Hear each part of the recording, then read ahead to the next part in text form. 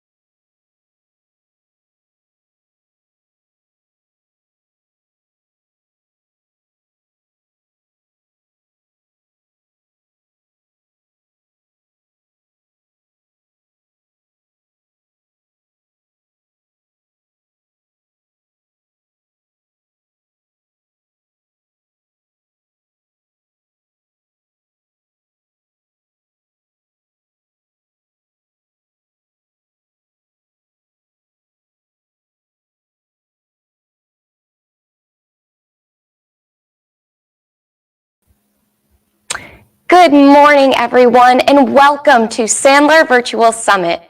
We will get started here in just a few minutes and are super excited to have a great lineup of speakers for you today and for today's sessions. We will be kicking off with Dave Mattson, who is the Sandler Executive Chairman, as he discusses how to navigate the modern day landscape of sales and how to transform your sales teams for success. Good morning, everyone. I'm Carrie Martinek. I'm the head of global brand and marketing here at Sandler. I'm really excited about our topics today. I mean, we're going through one of the biggest sales transformations in history, and what better time to talk about how to navigate that change for all the sales professionals out there. So really excited about some of those topics. We're going to get into sales management, how assessments are impacting sales performance, some sales leadership topics, and even some care tools that you can use to implement in your own day-to-day strategies. It is super exciting, and we are really looking forward to getting started here in just a moment. But while today's sessions are all virtual, I did want to give a shout out to our in-person Sandler Summit coming up on April 2nd and 3rd in 2025. It will be taking place at the Orlando World Center Marriott down in Florida. And for those of you tuning in today, we actually have a very special offer, specifically $150 off a virtual attendee ticket. So make sure you look in the chat today. We will have a special discount code. It's going to be capital V, capital S, dash 2025. And we hope that we'll see you there in person when it comes down to that event here in the spring. And for more information on the details, the agenda, tickets, registration, you can visit www.sandler.com/summit. We are super excited to get started here today. And again, we'll be kicking off with our Sandler Executive Chairman, Dave Mattson. So let's go ahead and get things ready and get started. I just want to say I love the summit, Emily, and I especially love the time of year. I haven't seen any New England people in the chat yet, but in New England, I love to get into the warm weather. Right about, I think this year we're in April, so usually we're in March. We're going to be in April, so well, of course, it's a great event for sales leadership and sales professional topics, but I also love that hit of warm weather. And right about March or April, I'm ready. In any case, we have Dave Mattson joining us first today. Dave is the executive chairman here at Sandler. In addition to being a best-selling author and thought leader, he's been at Sandler for over 30 years. So I think it's safe to say Dave's seen it all, not just at Sandler, but in the sales profession in general. As we talk about the sales transformation and how to navigate it, truly, there's no better person to talk about it today and get us started on how to navigate that change than Dave Mattson. So such a pleasure to have you kick this off, Dave. Welcome. Thanks, Carrie. Hey, listen, group, we're in for a great treat today with all of our speakers. I know you're going to walk away with tons of tactics and strategies that you can implement even this afternoon after the program. Hey, quick shout out to all the Sandler clients out there. Thanks for all your support and trust and helping us grow your business. So what am I going to do? I'm going to share with you some of the trends that we're seeing. And as Carrie said, there's a huge transformation going out there. And I want to share some of the trends that we're seeing. And we're gathering them through really our interaction with 50,000 clients a year go through our program. So we're dealing with CEOs, entrepreneurs, leaders, sales managers, salespeople, anyone that touches revenue, right? Because that salesperson, there's a ton of people who support the revenue generating machines in your organization. So we deal with a lot of those, obviously. And because we have 50,000 people coming through each and every year, we see trends. So we see organizations that have long selling cycles, short selling cycles, transactional, consultative, right? Very complex. There's a lot of different variations. So we see what's working and we see what's not working a lot of times as well. So I want to take some of the trends that we're seeing, tie it into some of the sales motions that I believe we should be doing moving forward, which encompasses more and more team selling that we've ever done in the past.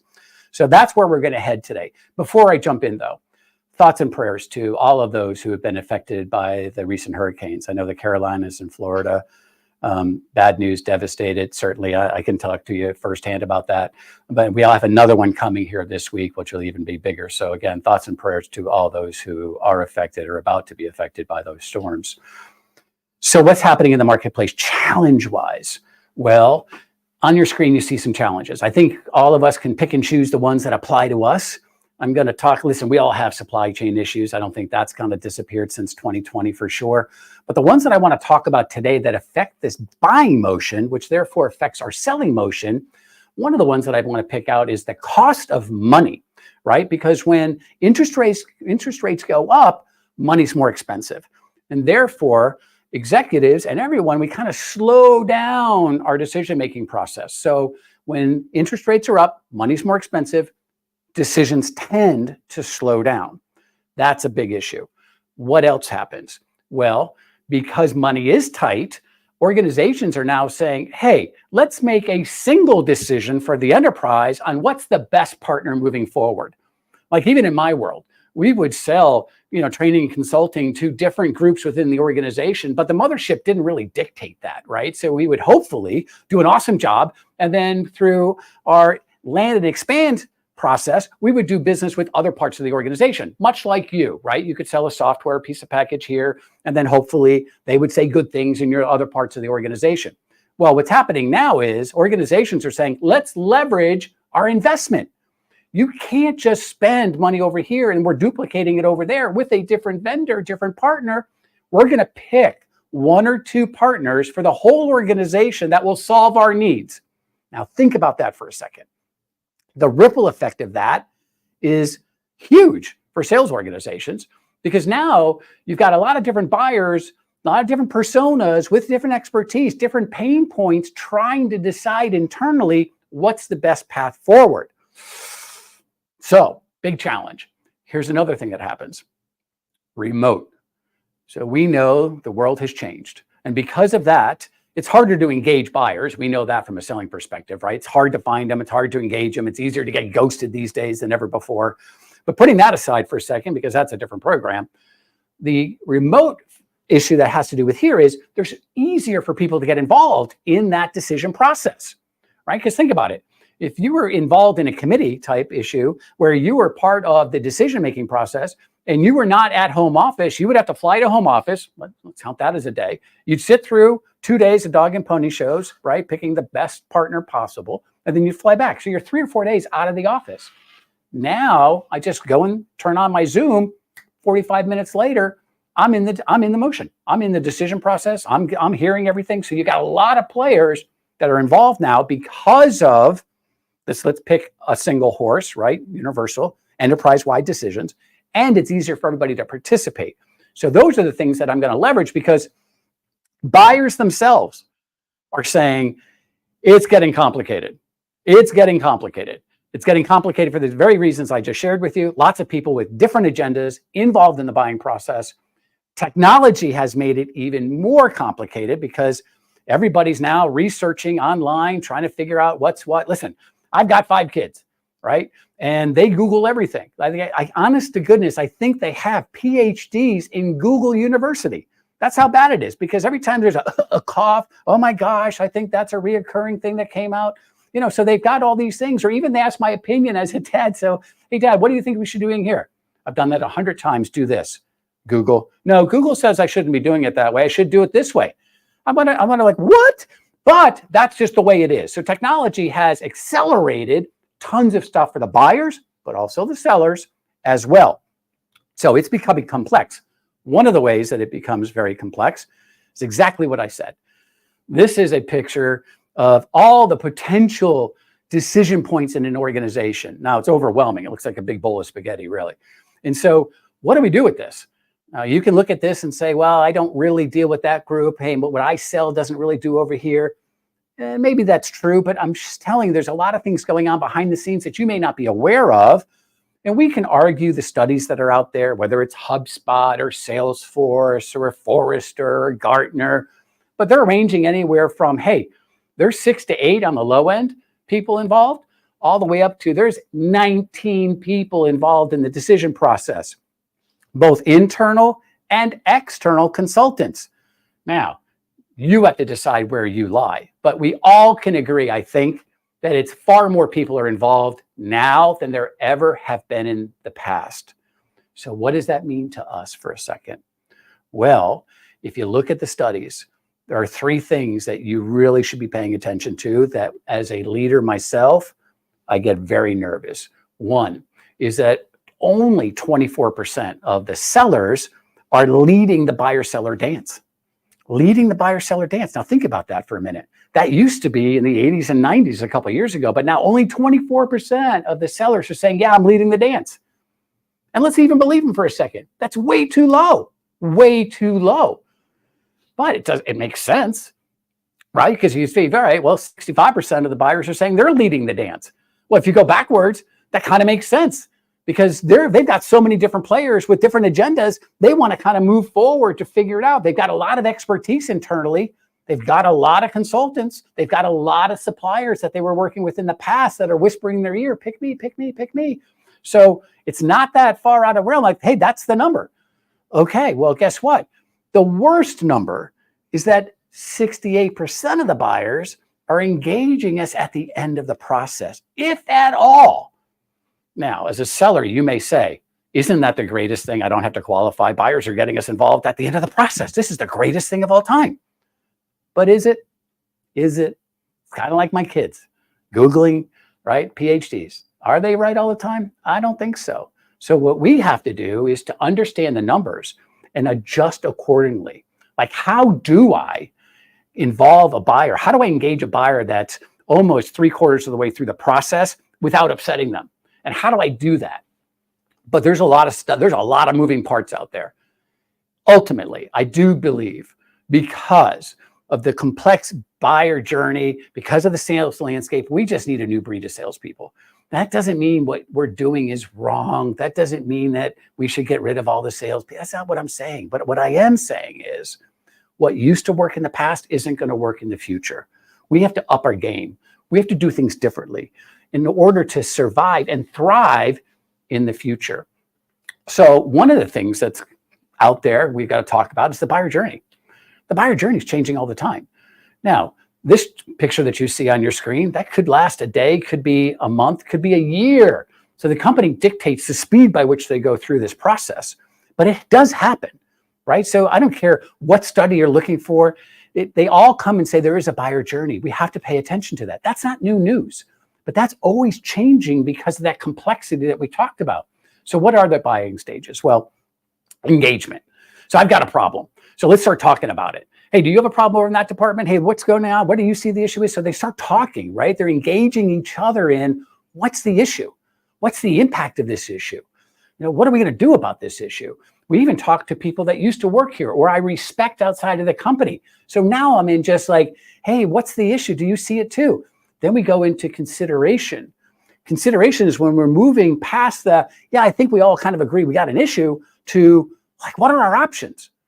What are our options? Should we do it internally, fix it like we always do? Should we do a hybrid, get people to come in and do a little of it and we can pick up the heavy lifting? Do we bring people in and do a ton of free consulting and then take what they say and do it on our own? Do we go out and search? And if so, like who do we search? Right? Again, if you go back to that map with all the people, everybody's got a favorite partner. So now here comes a lot of people with a lot of opinions, right? So they're in that consideration phase. Like, what are we doing? Now we move to decision. Let's make some decisions. Are we going outside? Are we going inside? What are we spending here? Hey, how are we going to pick our partners, right? Who's in charge internally of running this process? All that stuff. And let's pick the 2 or 3 that are going to come in and do the dog and pony shows. And then how are we doing that? So all that's in the decision. And ultimately, it's going to be, we have made a decision, right? So there's a lot of mini decisions up to the point, but then it's, okay, we've picked our partner, hopefully you. Then we move to advocacy. Advocacy is they're raving fans. They want to buy more stuff. They're giving you referrals. They're awesome testimonials. You know, that's just a symbiotic relationship. And we all want to get there, right? So that's our process. Now, of course, our selling motions and our marketing, our messaging should reflect where they are in that process. Oftentimes it's a disconnect and that upsets our buyers, right? They're over here thinking they're in decision when you're over here doing, you know, how was your weekend? You're over here in the rapport stage. And it's upsetting to those who are waiting for, what's your magic sauce? Tell me how to fix my problem. So I think you have to trust but verify when buyers tell you that they're at a certain stage. And by the way, no one's going to come to you and say, I'm in stage 3 right now. I'm in the decision phase. Just want to let you know that. They don't say it that way, right? But they do say, hey, we do know the issue. We do this, we do that, and here's where we are. Now, you got to trust but verify. You got to trust but verify. Now, one of the things that I love to do when people call for the very first time, I'll say things like, hey, thanks for reaching out. Based on my experience, I always find there's most organizations are in one or two spots. One is you've identified the issue, right? You've done a business case, you validated it internally. You probably even have the impact that it's causing the organization to live or not live with this issue. And right now you're just trying to find the best partner to help solve that problem. On the flip side, there's a ton of organizations, the majority call and say, look, we know there's an issue. We're not 100% sure we've identified the whole thing, but we're looking for expertise to help us better identify what the issue is and what we need to do to solve it. So then we can go and find the best partner. Where are you? Now, the Sandler A/B choice thing is awesome, but I want them to tell me, and regardless of what they tell me, I'm still going to go backwards in time a little bit, because my next move is if somebody says, hey, we know the issue, we're looking for a partner, my next line, all the time, for those who know me, I'm a talk track guy, is always going to sound something like, that's awesome.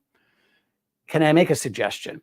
Can I step back for a couple seconds, ask you a couple questions so I can better get caught up to where you are and what you know, so therefore I can make the best recommendation possible to solve your issue? And they'll always give you permission. No one ever says, nope, don't ask me anything. Just tell me what you think without knowing. Just go into it blindly. They don't do that. So I'm asking permission to slow it down, and we do. Here's the other thing that pops.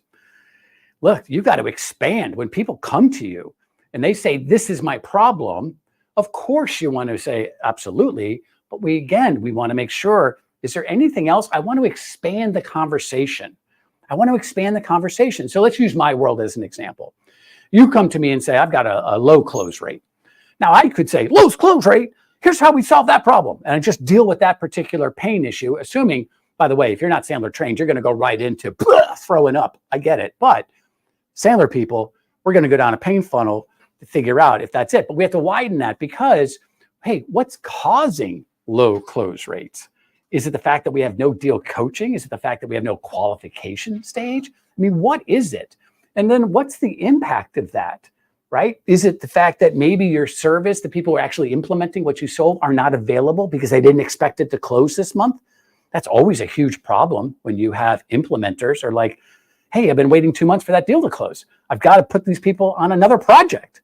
Or they're sitting on the beach waiting for your deal to close for months. I mean, some people are just waiting for engagements that work for you. They've been there so long, they've got running water and electricity, right? So this is hot or cold. So that's an issue. Or you discount to get deals. Either way, when I open up the conversation as a seller, I'm helping connect dots for that buyer. I'm establishing credibility. I'm also better understanding the issue, which you're going to find out is super important to them. And I can give them a better solution to their problem versus just dealing with the problem. Sandler always had a rule. The problem the prospect brings you is never the real problem, right? It's never the real problem. And I'm going to agree it could be the problem, but I want to expand that conversation to see what else is the issue. Because what you don't want to do as an organization is to start dealing with the symptom, solve the symptom, but not the real problem. And you and I both know, if you've been selling for a while, lots of organizations come to you with what they think the issue is, and it's not really the issue. What they're facing is the result of something else happening further upstream. So I believe one of the things we have to do is to start to simplify the sales process, simplify this for our buyers.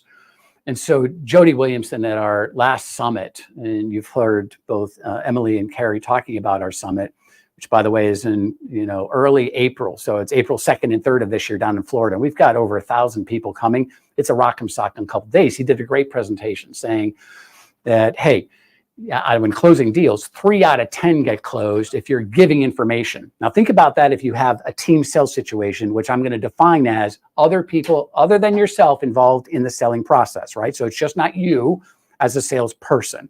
So if I'm just giving information, whether it's sending it to them, right, handing them stuff, 3 out of 10. If I'm just telling, hey, tell me a little bit about what you do. Hey, tell me how you would solve this, blah, blah, blah, blah. I'm sure it's awesome. I'm sure they're genius attacks. The problem is I can't absorb as a buyer. And the problem is that you may be talking to one persona with all those people, that's 6 to 18 different buyers. So maybe you're connecting with 1 or 2, but the other ones are like, yawners, right? You're not talking about anything I care about. So that's only a 5 out of 10. But the first 2 are really just kind of different versions of throw up and, show up and throw up, right? Sense making, moving forward, simplifiers, connecting the dots, helping all of those buyers understand what the global issue is, you understanding what their individual pain points are, and then connecting all of the dots of what you do to that whole picture. That's the magic. And that's what Jody shared with us. Because if you look at, again, the picture, you've got a lot of different people with different perspective, different expertise levels, right? Trying to figure out how to make a good decision. So simplifying, connecting the dots is important.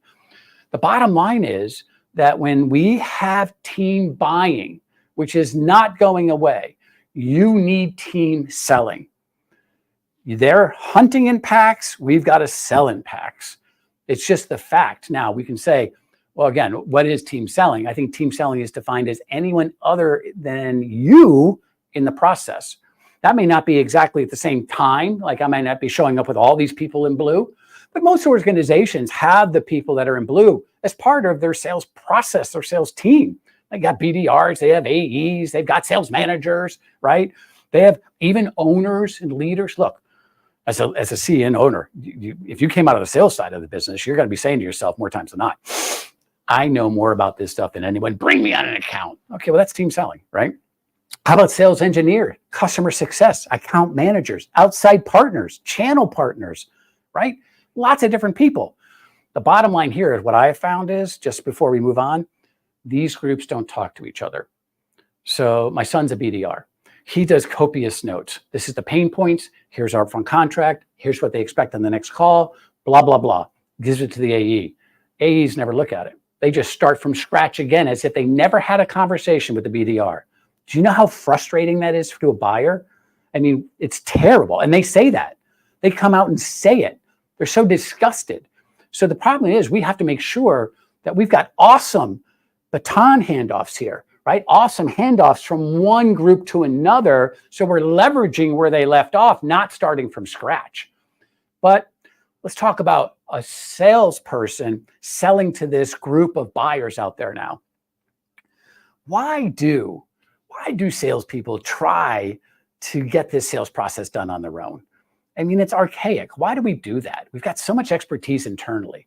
Well, based on my experience, here's a couple reasons why. First, lack of trust.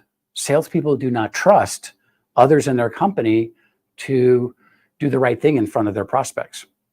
So you'll hear things like, hey, it took me 6 months to get this meeting. It took you 6.5 minutes to blow it up, right? Or, hey, I'm paid on commission. If I'm going down, baby, I'm going down on my own mistake. I don't need you to mess up this deal.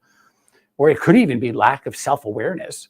They may just think that they're so competent, in every single aspect of the buyer network that nobody could do it better. I mean, I don't know if you know this, but salespeople do have egos, right? So it's possible, right? Yep, I know everything. So you know who those are. But it's also just, hey, maybe I just don't know better. But here's what I do know. If you look at my buyers up top, and you can pick the titles, and there's often more times than there's 4. The salesperson down below, he knows a little about a lot of things that have to do with their pain points and the product. Those people up top, the buyers, I have a sales engineer here. I've got very specific knowledge base, right? They know a lot about a very narrow field. You can't compete from an expertise perspective with a person who knows an awful lot about a little when you know a little about a lot. Just doesn't work. But think about the mistakes that we're making here.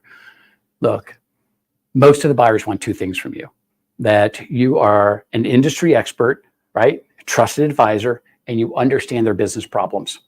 Now think about that for a second. Is that actually possible when you've got 4, 8, 10, 12, 16 buyers? Are you really going to understand the business issues from their perspective with each one of those people?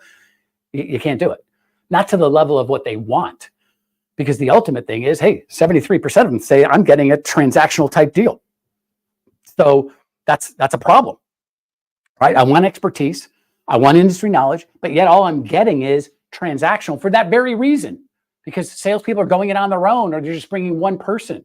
When we're team selling here at Sandler, there's like 4 or 5 people, and they're very specific based on what they do in the organization. Here's the analytics person. Here's the assessment person. Here's this person. Here's that person. When they talk shop, I have no idea what they're saying, but they do.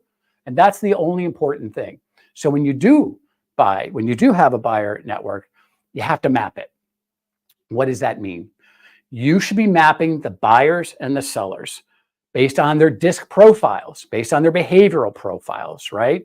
So I want to make sure if my buyer's analytical, that I have an analytical person talking to them, not somebody that talks at 60,000 feet in generalities and never gets to the specifics, because my buyer, who's very detail oriented, would say, they don't know what they're talking about. They're not even giving me one shred of detail. They don't know what they're doing. Vice versa though. Listen, if the buyer's big picture and you've got a very analytical salesperson or a partner there, they're killing them with the detail. So we have to match that. We have to match expertise. If I got a sales engineer, I want somebody. If I have an assessment expert on my end, I want an assessment on their end. I want an assessment expert on my end. So expertise and skill level, experience level. You have a 35-year veteran that's a buyer, and I put a college grad coming right out of it. And again, let's assume it was a sales engineer into that example. That's a disconnect. So we want as close as possible. I mean, we even map them based on, hey, they used to both work at Oracle. They both went to XYZ University. As much as you can have that continuity, the better off you are. So we want to get that. We want to make sure that it's collaborative. So our team, our selling team, has to be collaborative, has to be talking. You'd be shocked on how our selling team isn't really communicating along the way. So here's some general rules. First of all, salespeople, you run this account. You run this account, right? You are in charge. It is your deal. We're going to come to you if you mess it up, and we're going to praise you if you win it. Take control. Don't say, oh, I had nothing to do with it. Always run a pre-call planner. Never do a team sell without a pre-call plan. You should tell your partners, this is what's going to be asked of you, I believe. What is your answer, by the way? I listened to it. You got 5 minutes. That's your time block. You cannot talk for 45 minutes on this topic. You got 5 minutes. Get it into that time block. So here are the questions that I want you to ask. You should always tell your partners what you want to ask. If I'm in sales mode, as an example, and you're not answering, let's say, the start date question, I want my assessment person to ask. Because when I ask it as a salesperson, they hear Jaws music. Here comes the qualification question. But if my assessment person says, hey, look, I think one of the most important things for me is, hypothetically, whether it's us or anyone else, when do you plan on starting? Because I've got a lot of stuff that I've got to do behind the scenes to match that date. If you had to pick, what would it be? Oh, January 1st. Why January 1st? Well, we have a big kickoff meeting, blah, blah, blah. That's more information that I had no idea. So that's there. So a lot of that stuff has to happen. But we also want to leverage them, leverage our team members. What's that mean? Group. Again, I've already talked about having them ask questions. I love pre-calls to the meeting. So I'll use my assessment person. If I know that we're talking to somebody on their side that's an assessment person, I want that person to call and just say, hi, I'm Mary Smith over at Sandler. I know we're going to be talking next week about X, Y, and Z. Thought I'd reach out, introduce myself so you could put a face to the voice when we're there next week. But I also had a couple questions that I'd like to ask so I can better prepare to best utilize your time. Now they're engaging. They're asking all the questions. By the way, those are the questions that I wanted them to ask in my pre-call planner. How about afterwards? We have V8 moments. Oh, I should have asked.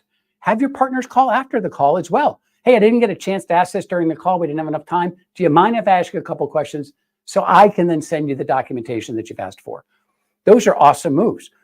But what I do find is that when you have team members and you've leveraged them properly, look, it builds credibility. It builds credibility. It shows depth, right? You're going to find out a ton of dynamics because the buyers aren't going to share with you all the information, but somebody on the buying team will. It doesn't really matter. Listen, the CEO's friend does this too. This is a waste of my time. I don't even know why we're going through this process. You would be amazed at what they just plug, and you had no idea.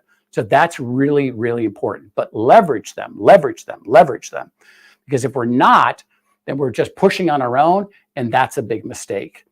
I think the bottom line is that team buying requires team selling.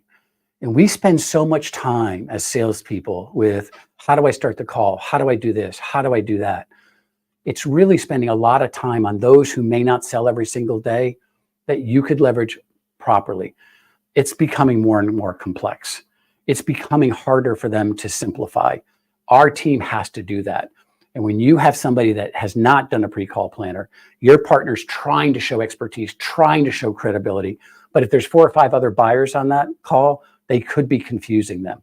And when you become experts at team selling in today's environment, you're going to go and get more than your fair share of business. And I think ultimately that's our goal, is how to get more than our fair share.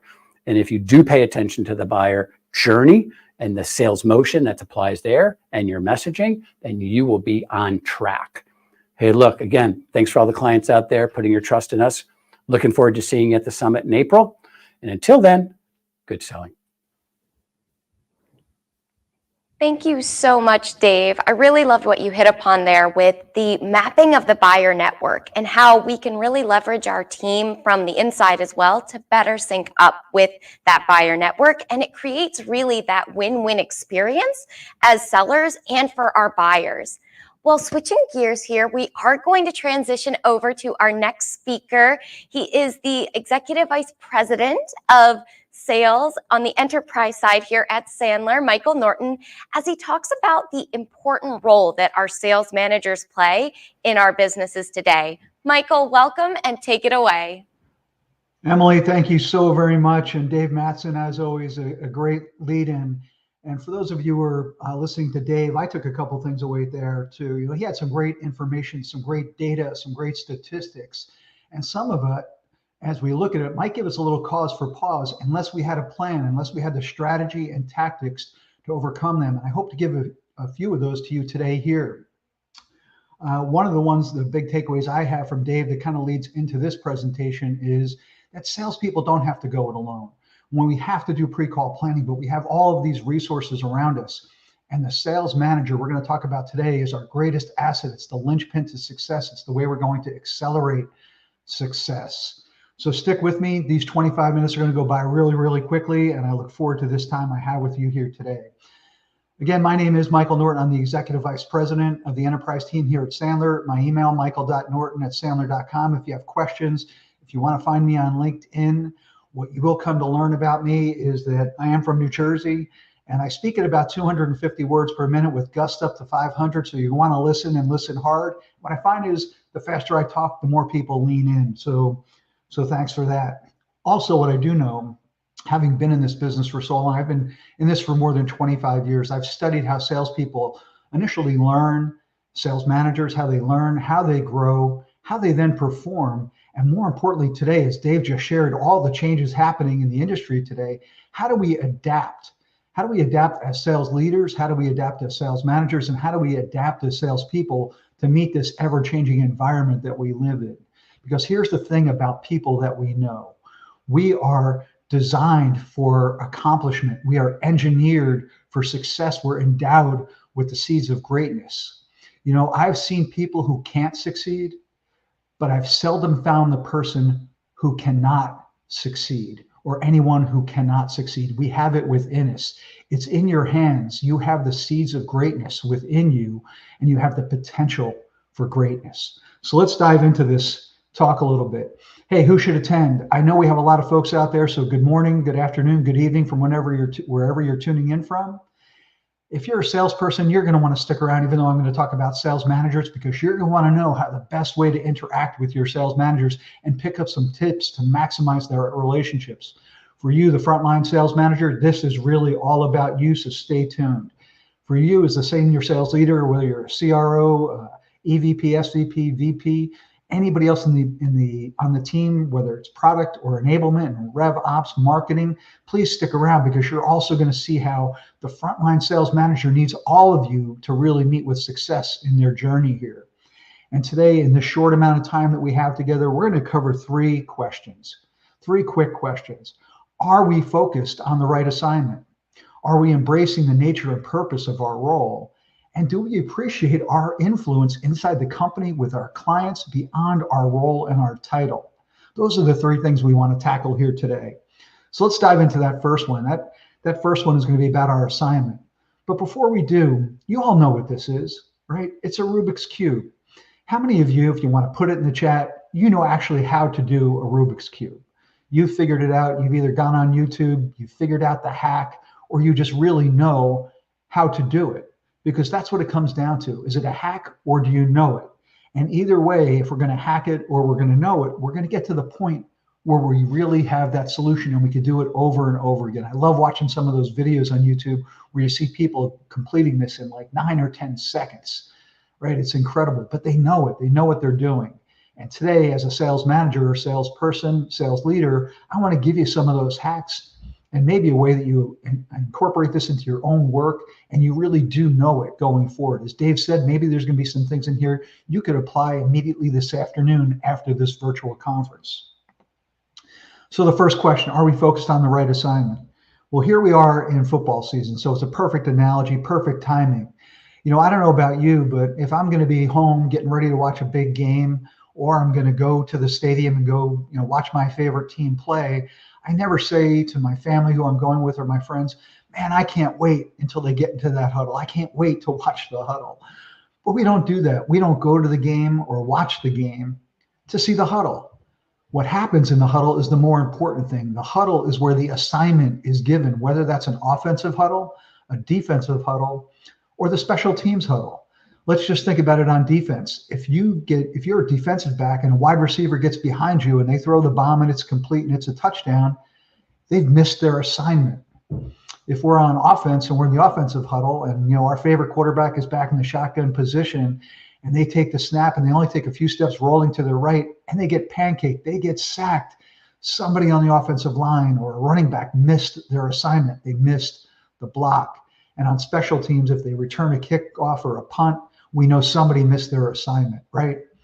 So our job as sales managers, do we really understand what our assignment is? And that's where I want to focus this first part of our conversation, because there's 3 things, and I'll ask you either to take these as notes or screenshot this slide, because it's only 3 things that you really want to focus on. How do you motivate your people on a daily, weekly, monthly, quarterly, annual basis to get the most out of them? How do you equip your sales managers, and how do sales managers, you as a sales manager, how do you see this as your own business? How do you see your team as your own business, right? And how do you scale that business for success? How do you scale those individuals for success? And this last one is a big one because we all know it happens. We want to help them win deals. The key word there is help them win the deals. We all know what it's like to put the cape on, the superhero costume, jump in and try to win the deal for them. Our job as sales managers is to win the deal with them, to help them, equip them to be able to win more deals, win more often. And it starts with this. It starts with the KPIs on your team that drive measurable and significant impact. What do I mean by that? What I mean by that is that every one of us, everybody on this call, when we're trying to get better, if we netted it down to something, we're either trying to increase something, improve something, expand something, or reduce something.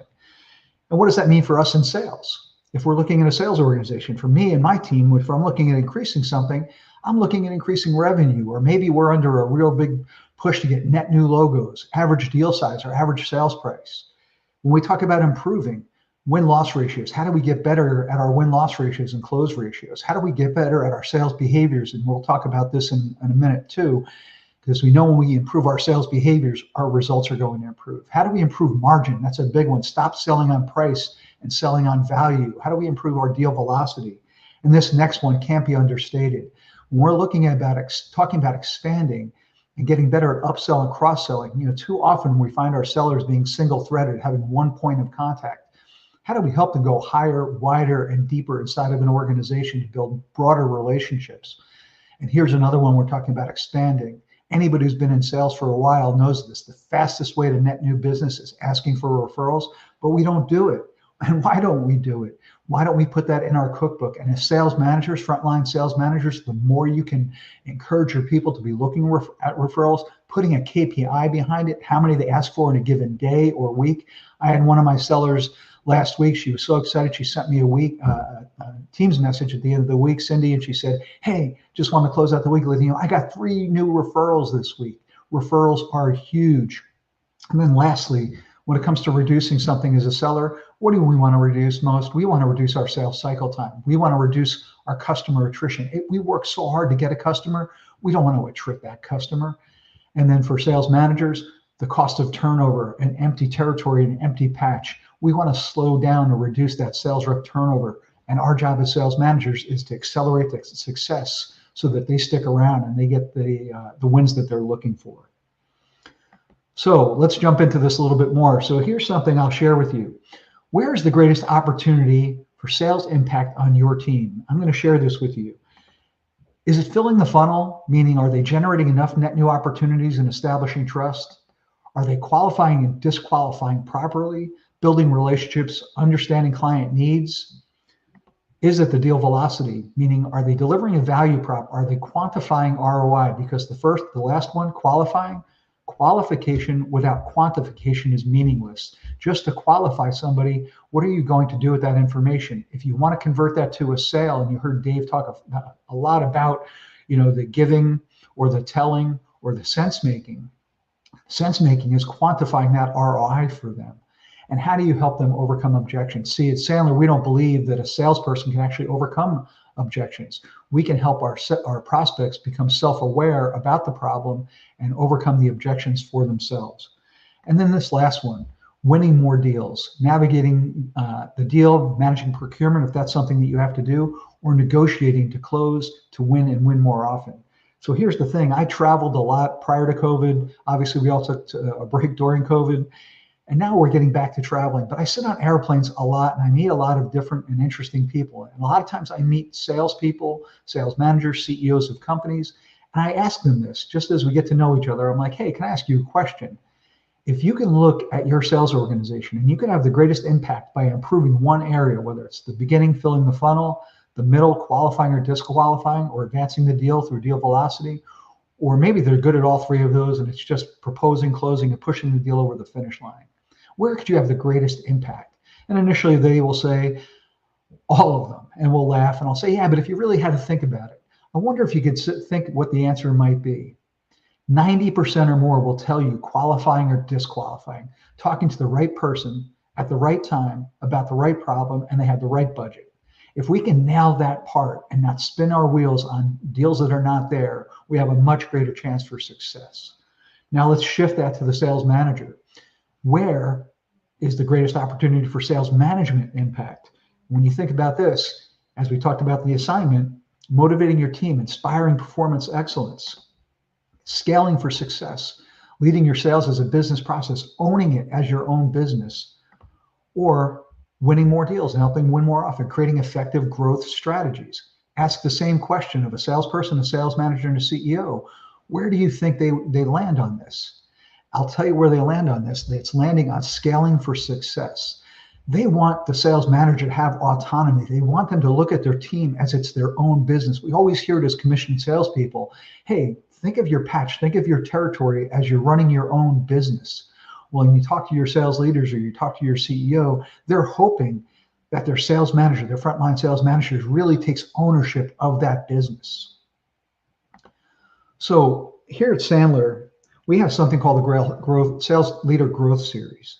And whether you're here because you were invited by somebody from our awesome Sandler network or you were invited by somebody from our enterprise team, You may or may not have already heard about the Sales Leader Growth Series, but I'm going to give you something here. This is magic. If you haven't had a detailed conversation with your Sandler network person, your franchisee, or one of your coaches or trainers, or want somebody from our enterprise team, just pay attention real quick here to this slide, because everybody gives coaching a lot of lip service. A lot of people think, hey, I'm doing coaching, I'm coaching my team, but are they really? The first thing we want to do for frontline sales managers is equip them to really embrace their role and their style. How do they coach to success? How do they have the strategies and the tactics to truly coach and not just tell? There's a difference between telling somebody what to do and coaching somebody through how to do something. And here's this next one, building an operating framework.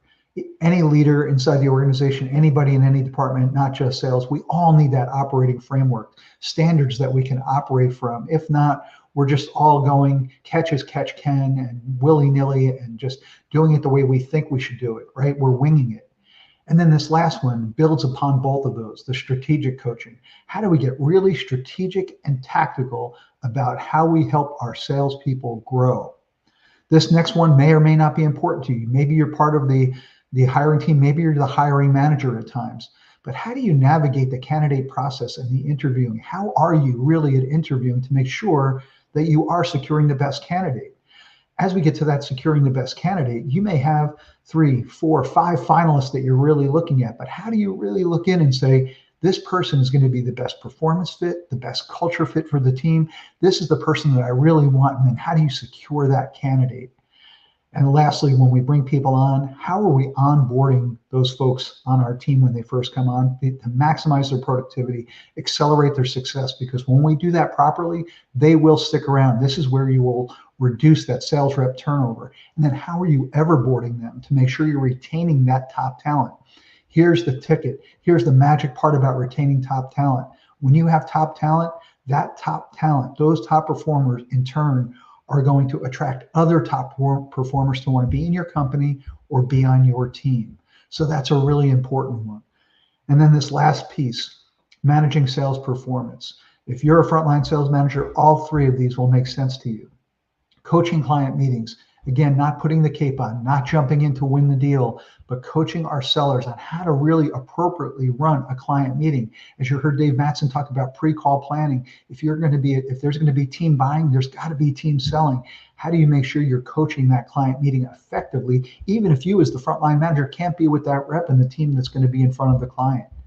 Next, it's all about that deal velocity. How do you coach to deal advancement? How do you make sure that you're going from to reduce that sales cycle? So maybe your sales cycle could be 3 to 4 weeks. It could be 3 to 4 months, 6 to 9 months, 9 months to 12 months, 12 months to 36 months. How do we shorten that sales cycle? How do we make sure that during the process on a very long sales cycle, that we're always doing something to engage the prospect, to engage the influencers, the champions, and stay in touch with those people that we're trying to sell to? And this last one, this is huge for senior management. It's huge for the frontline managers, and it's huge for the sellers as they look at the commission they're going to be earning. How do we look at our pipeline and optimize our pipeline, looking at those opportunities that give us the best opportunity to close and win? Again, if you haven't heard about these programs, these chapters, talk to the folks who have invited you to this seminar, talk to the folks who are part of our enterprise team, and we'll get you more information about this. But here's the assignment confusion. When I said, are we focused on the right assignment? Let me share with you that sometimes, especially newer frontline sales managers, we think this way. We think kind of linear, and we say, okay, my job, I've been hired, I've got to hit the number. Now, whether I'm hitting the number or not, especially if I'm not hitting the number or somebody on my team is not hitting the number, I have to really start paying attention to those results. I really have to start watching those results. And then I've got to start managing the behaviors if the results aren't there. And then I have to start focusing on what else my people need. Well, we think that's backwards.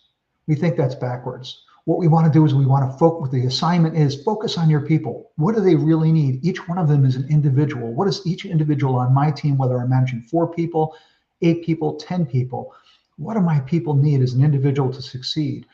Managing their behaviors first before we're measuring results. We call that at Sandler a cookbook. Do they have the right cookbook? Are they doing the right things day in and day out to advance opportunities? When they're doing that, and if they're doing that properly, and we're managing those behaviors and holding them accountable, inspecting what we expect, then we can measure the results that they're delivering. And then when that happens, we celebrate the number. It's not just about hitting the number, it's celebrating the number. Big deal, small deal, middle deal, whatever it is, we get to celebrate the number together. Now, here's what I want to ask you. When you think about the best manager that you've ever worked with, was a peer to you that you have observed, it's maybe a neighbor who's a sales manager and they share with you some of what they do, who is the best sales manager that you ever worked with? And when you think about that for a minute, did they follow the top line, right? Where it was just about hit the number, hit the number, hit the number, whatever you need to do, hit the number. Or was it the bottom light blue line where they're focusing on the people, managing their behaviors properly, measuring the results, and then with you celebrating the number? That's where we separate the confusion. That's the path that we want to be on. And let's take a little bit deeper look at that. Because here's where we get into, are we embracing the nature and purpose of our role as a sales manager? The true nature and purpose of a sales manager's role is this. We have an inverted pyramid here, and we're going to start with focusing on the people, staying in that light blue box. And if you're currently a frontline sales manager, or especially a newer one, or you've been in your role for a little while and you can think back to your past, and maybe as salespeople, you think about what your sales manager is going through right now, and maybe as a sales leader, you've been here before. Because what happens is we start out with the best of intentions of focusing on our people, and then somebody starts to push on us. Hey, what about the results? How's your team doing? How is salesperson A, salesperson B doing specifically? And now all of a sudden we get mired in focusing on the results. That forces us back into putting on that cape and jumping in to win and try to close business. And that's where we spend the bulk of our day. And what does that mean? And you've all heard this before. This is nothing new. It's you're working in the business, not on the business. And what happens in that? Here we are as a sales manager, and we have, again, 4, 6, 8, 10 people we're leading. We become, susceptible to the tyranny of the urgent. And if that's not corrected really quickly, we are in crisis management mode. I will tell you, I have personally been there myself, so I know exactly what this feels like. And then you get to this point where it's time for change, and we have to change. And let me give you the stair step back up to where we can focus on our people. The very first step is our peer-to-peer best practices. If you're not doing this, I'm going to hit you with this in a little bit about best practices. Reach out to your other sales managers. Reach out to those around you who are doing really well. What are they doing on a daily, weekly basis to motivate their team, help their team scale the business, right? And win more deals. Consistency in communication. We live in a world where people want communication. They want more information. They want more case studies. They want more data. They want more insights. They want more information about here's the data and the insights like Dave shared, but how do I turn that to a sales conversation? What's going on in the bigger, broader sense of the company? What role am I playing in that broader sense of the company and the goals and objectives of the company? Now we're back into working on our business and working on our team, which allows us to get back into that, what we talked about, coaching client meetings and deal advancement, focusing on the behaviors, and then motivating, scaling, and winning deals. This is where we want to be. We want to forget what's on the left side of this inverted pyramid. We want to stay in that light blue box of focusing on our people and spend all of our time on the right side. And it doesn't matter in the order that I brought it, the stair step up, starting with peer-to-peer best practices or motivating and scaling and winning more deals. You can pick any one of those, but work on the communication, work on those best practices. Focus on behaviors and not on results, and the results will happen. That will help you motivate your team, scale your business, and help you win and win more often. All right, our final question here, our final thing that we want to tackle. Do we really appreciate the role that we play and our influence beyond just our role or title? And so, this talk is about sales managers, and I know we have people who are salespeople, sales leaders, people from product, and people from enablement and operations. And I don't mean to offend anybody with this, but I will tell you, in my 25 plus years of doing this, the sales managers are the hardest working people in the company. I'm going to prove this to you in just a second. They are always managing up talking about results, talking about strategy, talking about tactics, making sure that senior leadership knows what's going on with their team. Managing down, making sure that they, as everything we're talking about, the peer-to-peer best practices, the communication, the managing the behaviors, right? All of the coaching client meetings, coaching deal advancement, coaching in general, coaching and mentoring. So they are managing up and managing down. But here's how I'm going to support my thesis. And they're the hardest working people in our company sometimes. When we look at this wheel, and I know it's a bit of a busy wheel, and I'll take it just a minute to walk you through this, because it's not just about managing up and managing down for our frontline sales managers. They are managing side to side, right? So if we look at 1 o'clock, that's our managing up, our senior leadership. If we look at 7 o'clock on the wheel, that's our sales team, and we're managing down. But I will tell you, and you probably all know this to be true, especially if you're a frontline sales manager, you get an RFP or you have got to submit a proposal, and all of a sudden there's all these requirements about cybersecurity. Who do you have to go to? You have to go to your IT team and get that answer. You may have had a prospect say, hey, look, yeah, I really need it, but unless you could deliver it in this time, I have to go with somebody else. And you have to call up your delivery team, your implementation team, and say, hey, I really need a favor here. What can we do to make sure we can meet the timelines of this person? And that frontline manager is managing that opportunity. Sometimes when it's product, we may need, to customize some specifications, meet some different requirements. And we have to call our head of product and say, hey, listen, my sales rep has an opportunity. We just have to make a couple tweaks and changes. Do you think we can do that? What's it going to cost? And how do we plan for that? I'm going to come back to our sales manager peers in a minute because I want to finish with that one. People in operations, right? Our human resources folks, when we're looking at hiring more people, adding people to our team, we count on human resources. We count on all of operations, right? It's always, hey, is it sales and marketing? Is it sales and ops? We are all one team. We all have to come together as one team. So a sales manager is also managing those relationships. How about when you get a deal where it's, hey, I need some special pricing here. I'm going to have to go below a certain standard that we have. I'm going to have to call my finance team. I'm going to have to call the CFO or somebody in the finance team and say, let me tell you about this deal. I know I don't want a discount, but in order to win this deal, I'm going to need a few extra points here. Can you help me out? Can you help me figure out how we price this properly? And then enablement and rev ops. You talk about the right arm to a frontline sales manager. Frontline sales managers, if you have an enablement team or a rev ops team, if you are not leaning 100% on them for help, I am so blessed that I have a rev ops person, an enablement person to just help me with everything that I need to do. I'd be lost without them, truly. And then marketing.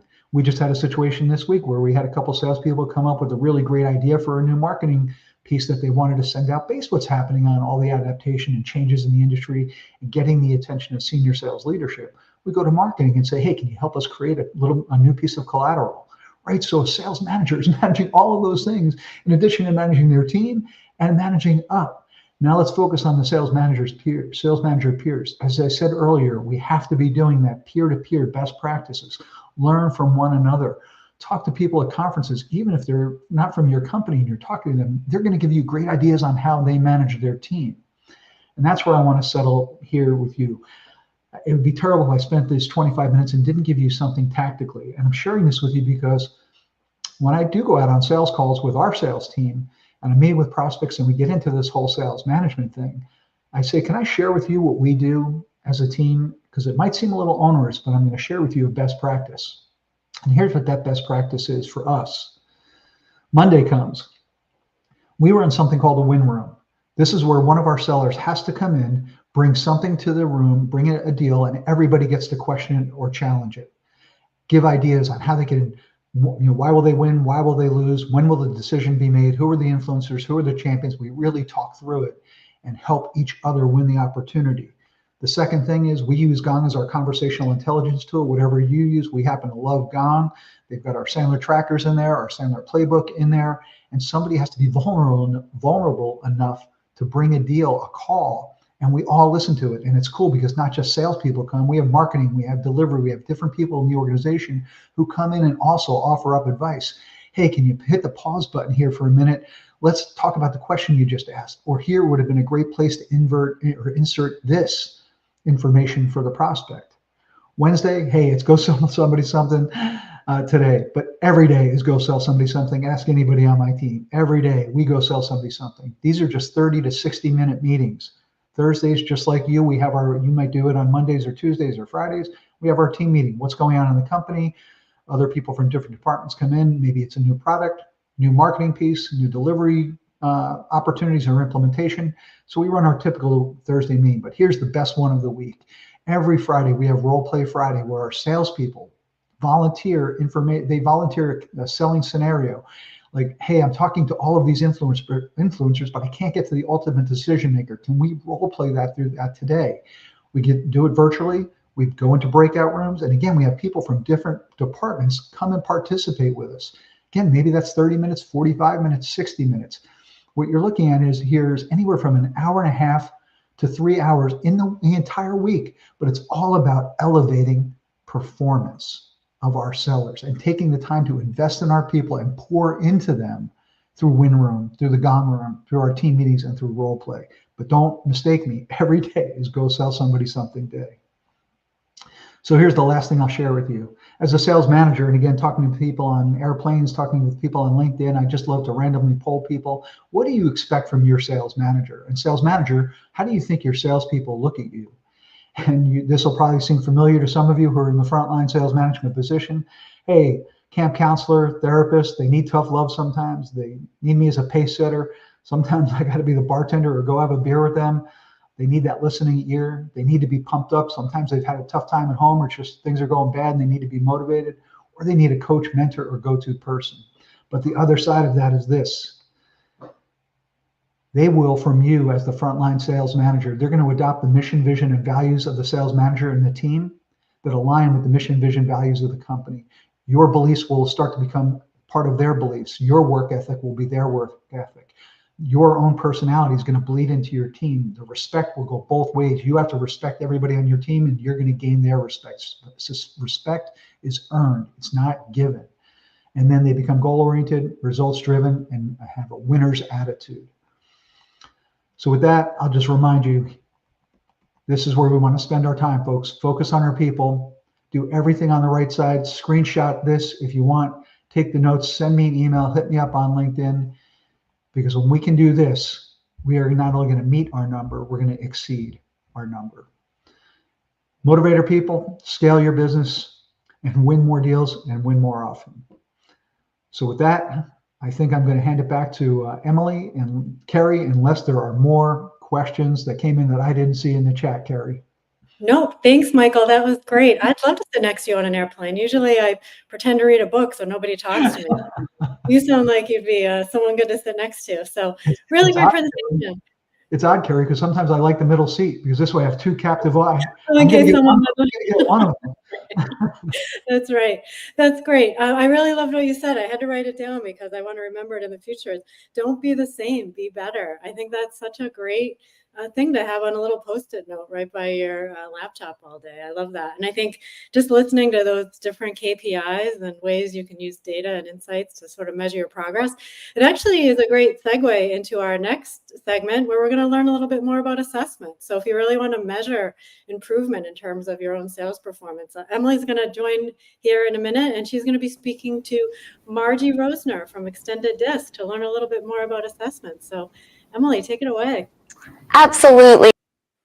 Fantastic, Michael, and welcome, Margie. It's so great to see you again. Where are you joining us from today? I'm in Colorado at the moment, up in the mountains. Perfect. Are you on Mountain Time? Yes, I am. Excellent. Okay, so we're especially happy because I know Mountain Time is a little lag behind Eastern. So we're just super thrilled to have you joining us. And to give the audience some context today, a little bit about your role at Extended Disc, I'd love for you to just tell us a little bit overview of what Extended Disc is, what they offer, and even just a little bit about your role and how you've worked with them. Thank you. Yeah. So I have been with Extended Disc almost 20 years, and I started off, I've kind of covered every role from customer service, product development, a little bit of everything. And now I'm more of the operations. I am definitely that big picture ideas come about, and then I kind of push it off for somebody else to kind of complete those with not the detail-oriented person. So, but Extended Disc offers many different types of assessments to help not only salespeople, but leaders, managers, just become more self-aware and improve and develop skills that they may not be as comfortable with as they need in their current roles. Absolutely. I think that the role of assessments is growing. If anything, I mean, it's evolved the way that we do business, really, and it's playing such a vital role in how we hire and how we train and how we think about our teams and those dynamics. And when we look at assessments, one thing that's always been a challenge for me to kind of wrap my head around is, what would you say is the difference between behaviors versus competencies? How do we define both of those? So yeah, so that's a great question. So behaviors are kind of who we are, from from one time we mature. So behaviors are how we go about doing things. So you may be reserved, you may be, extroverted, introverted, these types of behaviors, and it's how we go about doing things based, and it's also kind of how we might react based on the stimuli, in the environment or internally, and then skills are learned experiences through knowledge, experiences, studying, and those can be developed. And if you need something prospecting in one position right now, and you don't use it in the, maybe you need to relearn it. It's a development. It's something that you can definitely develop. So behaviors, though, we never say that you can't develop your behaviors, but we do say that certain things may cause you to use more energy. So if you are an extrovert and you need to be more introverted, or a little bit quieter, it just takes more energy. Doesn't mean you can't do that. Absolutely. I think it's one of those things that resonates with me a lot too, is thinking about those behaviors that, innately I have, that, energy versus, the way that I've just kind of grown up, and the different experiences and how those have shaped some of the competencies and how you can grow and evolve over time. And I love that Extended Disc really factors both of those in, and it gives you such a much more well-rounded picture of a person.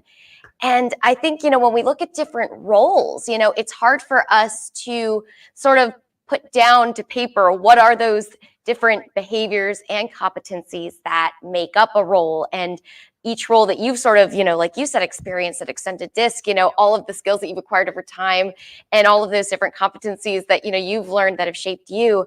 And so when we look at different roles in our own organizations, how do we sort of define success? How do we benchmark the success for each role? So the first thing to really think about is each role has certain competencies, certain behaviors that need to be present, that need to be comfortable. You need to be comfortable in that role to do these things. So just knowing the role, and really, not just saying, oh, it's a sales role, but what does that specific sales role really require? Is it a farmer? Is it a hunter? And really looking at the what's needed to succeed in that role. And once you have that, then we also think about, anyone in that role that's currently doing a great job, taking a disc, taking a sales assessment to benchmark where they are, then to kind of use that in comparison to other people that you may be hiring or training or developing. But it really starts off, because not every role, not every sales role is the same, not every marketing role is the same, they're all different. So you really have to dive in to understand what's needed in any specific role. I love that, because it does sort of push you to reflect a bit on, what does make up that role? Who are we looking for? What are the traits needed from that person? And setting that to paper is going to help you kind of really see how these different roles shapes out. And it's very exciting to me to think about, even, in our own roles. For me, of course, being in marketing, when I looked back at the job descriptions that were on paper, and, how do I match up to each one of those things? And how do jobs appeal to me because of those descriptions? If they do need someone with energy, if they do need someone with a certain skill set and different competencies, it's very fulfilling to see you sort of match up with those different opportunities. And I really love that. And especially when I think about assessments, not only for the individual role, but would love to hear your perspective on the value of team assessments. Like, how can we use team assessments, I should say, to really shape our teams of today? So the team assessments can be used in so many different ways. Just knowing where all of your, as a manager, just being able to have a kind of a big picture overview of where your team falls, what their strengths and weaknesses are, and to be able to then, have that development plan, or even set up mentoring. Like, one person is, more comfortable at prospecting than this person, and you can kind of pair those people up to help them mentor. So you can kind of use the team report there. And also looking at a team report when you're hiring, because if these people are more successful, currently, then you can kind of hire toward that. Or if you believe that your team needs some diversity, so in the hiring process, you make sure that maybe you're hiring, if you're need some more S styles or C styles, or somebody more stronger in the closing of deals, that type of thing. So the team assessments give you a big picture overview, but then you can really dive into that analytical side to help in hiring practices or setting up training, setting up development. Absolutely. And I think about, just the way that we are so data driven nowadays, and we are really leveraging that in all aspects of our businesses. And do you think that, in 2025, do you think that the role of assessments is going to continue to be as prominent for businesses, if not more? My question, I guess, being, looking at the future, where do you sort of see assessments falling as we go into this 2025 year? I think assessments are always a great starting point for so many different things. And I think the more information you have, the better. So just understanding behaviors, understanding people and what motivates them, how to motivate them, because we're all different. And so that's an excellent thing to do for managers. And I think in the past, assessments may have kind of, in some segments of the market, been frowned upon, like you're trying to pigeonhole someone or things like that. And I think with the data-driven information now, people understand that that's not the case. We're not trying to say that, oh, this is your style, so you should be here. It's simply, it gives us more information to help that training process, to help the development, to help the learning process. So, and especially in hiring, the more information when you're sitting across from somebody, again, not to say, oh, we're not going to hire somebody because of this, but to ask those specific questions. Assertiveness is not natural to your style. Tell me a time that you had to be assertive, and what did that look like? Just giving you that more information, more questions during the interview, and then setting up.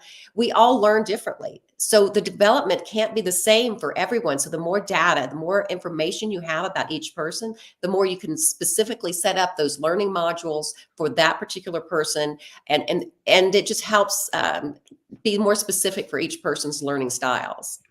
Absolutely. I love that, because it's, like you said, it's not something to kind of, put you out of the running per se, but it's to sort of benchmark where you are. And from there, you can really start building, in our world, it's a sales coaching plan. It's a, sales performance plan. It's figuring out those ways that you can work with someone to really make sure you're leveraging their strengths and helping them grow in areas where those skills need to be built up. And just I always like Michael was talking about role playing. Exactly. Yes, the role playing is a great thing, because now which person in the room might need more help to be more assertive, or maybe needs to be quiet and listen more. Those type of role playing. Michael said, like on Fridays, role playing is great, and the assessments can really help with that.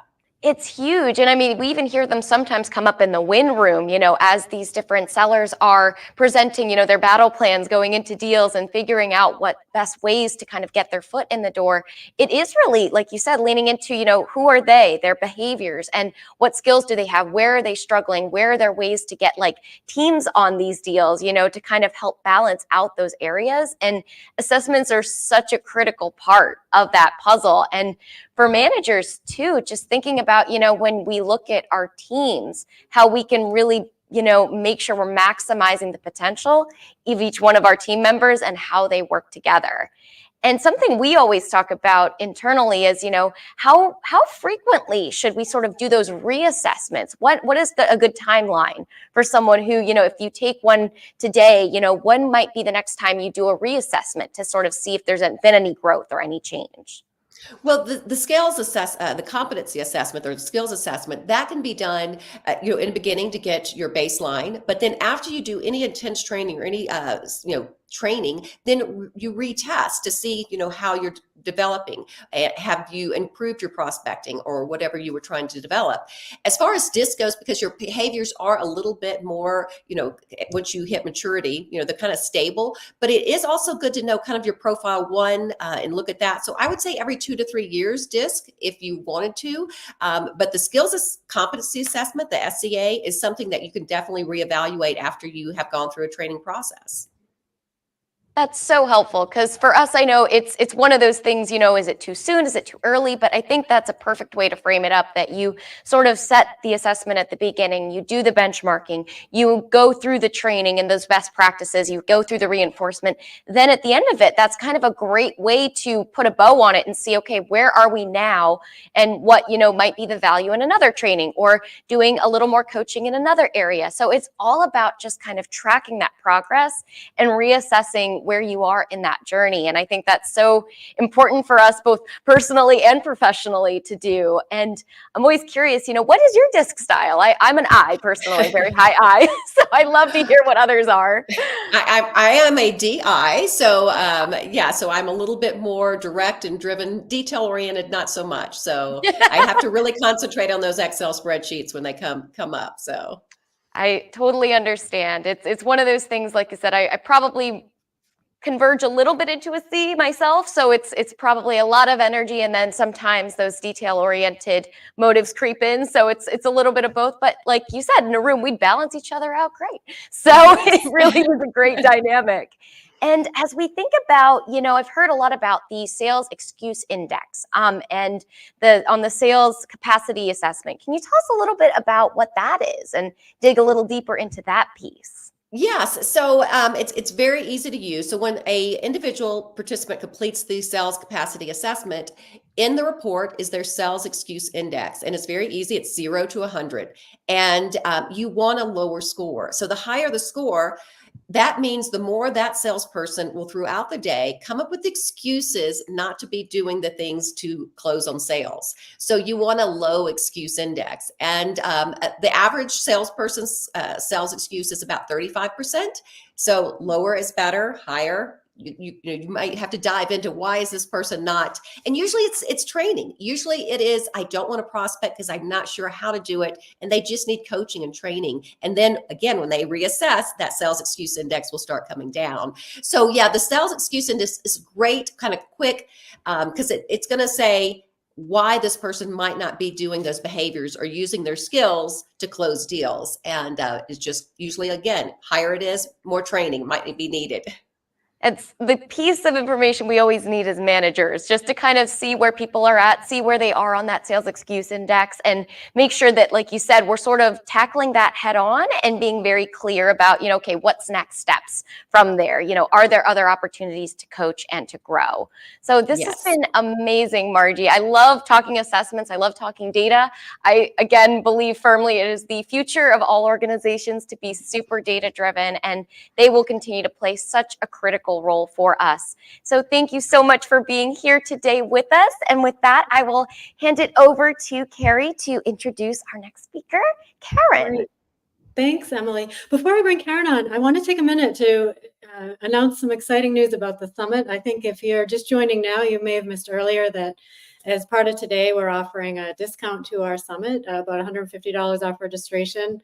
In terms of if you're able to do it, I think that runs for the next week or so. So you'll be able to register for the summit. That's in Orlando, April 2nd and 3rd. But what I wanted to share with you today, and you're the first to hear it, is that one of our keynote speakers is going to be Jennifer Cobb. She is a female NASCAR driver.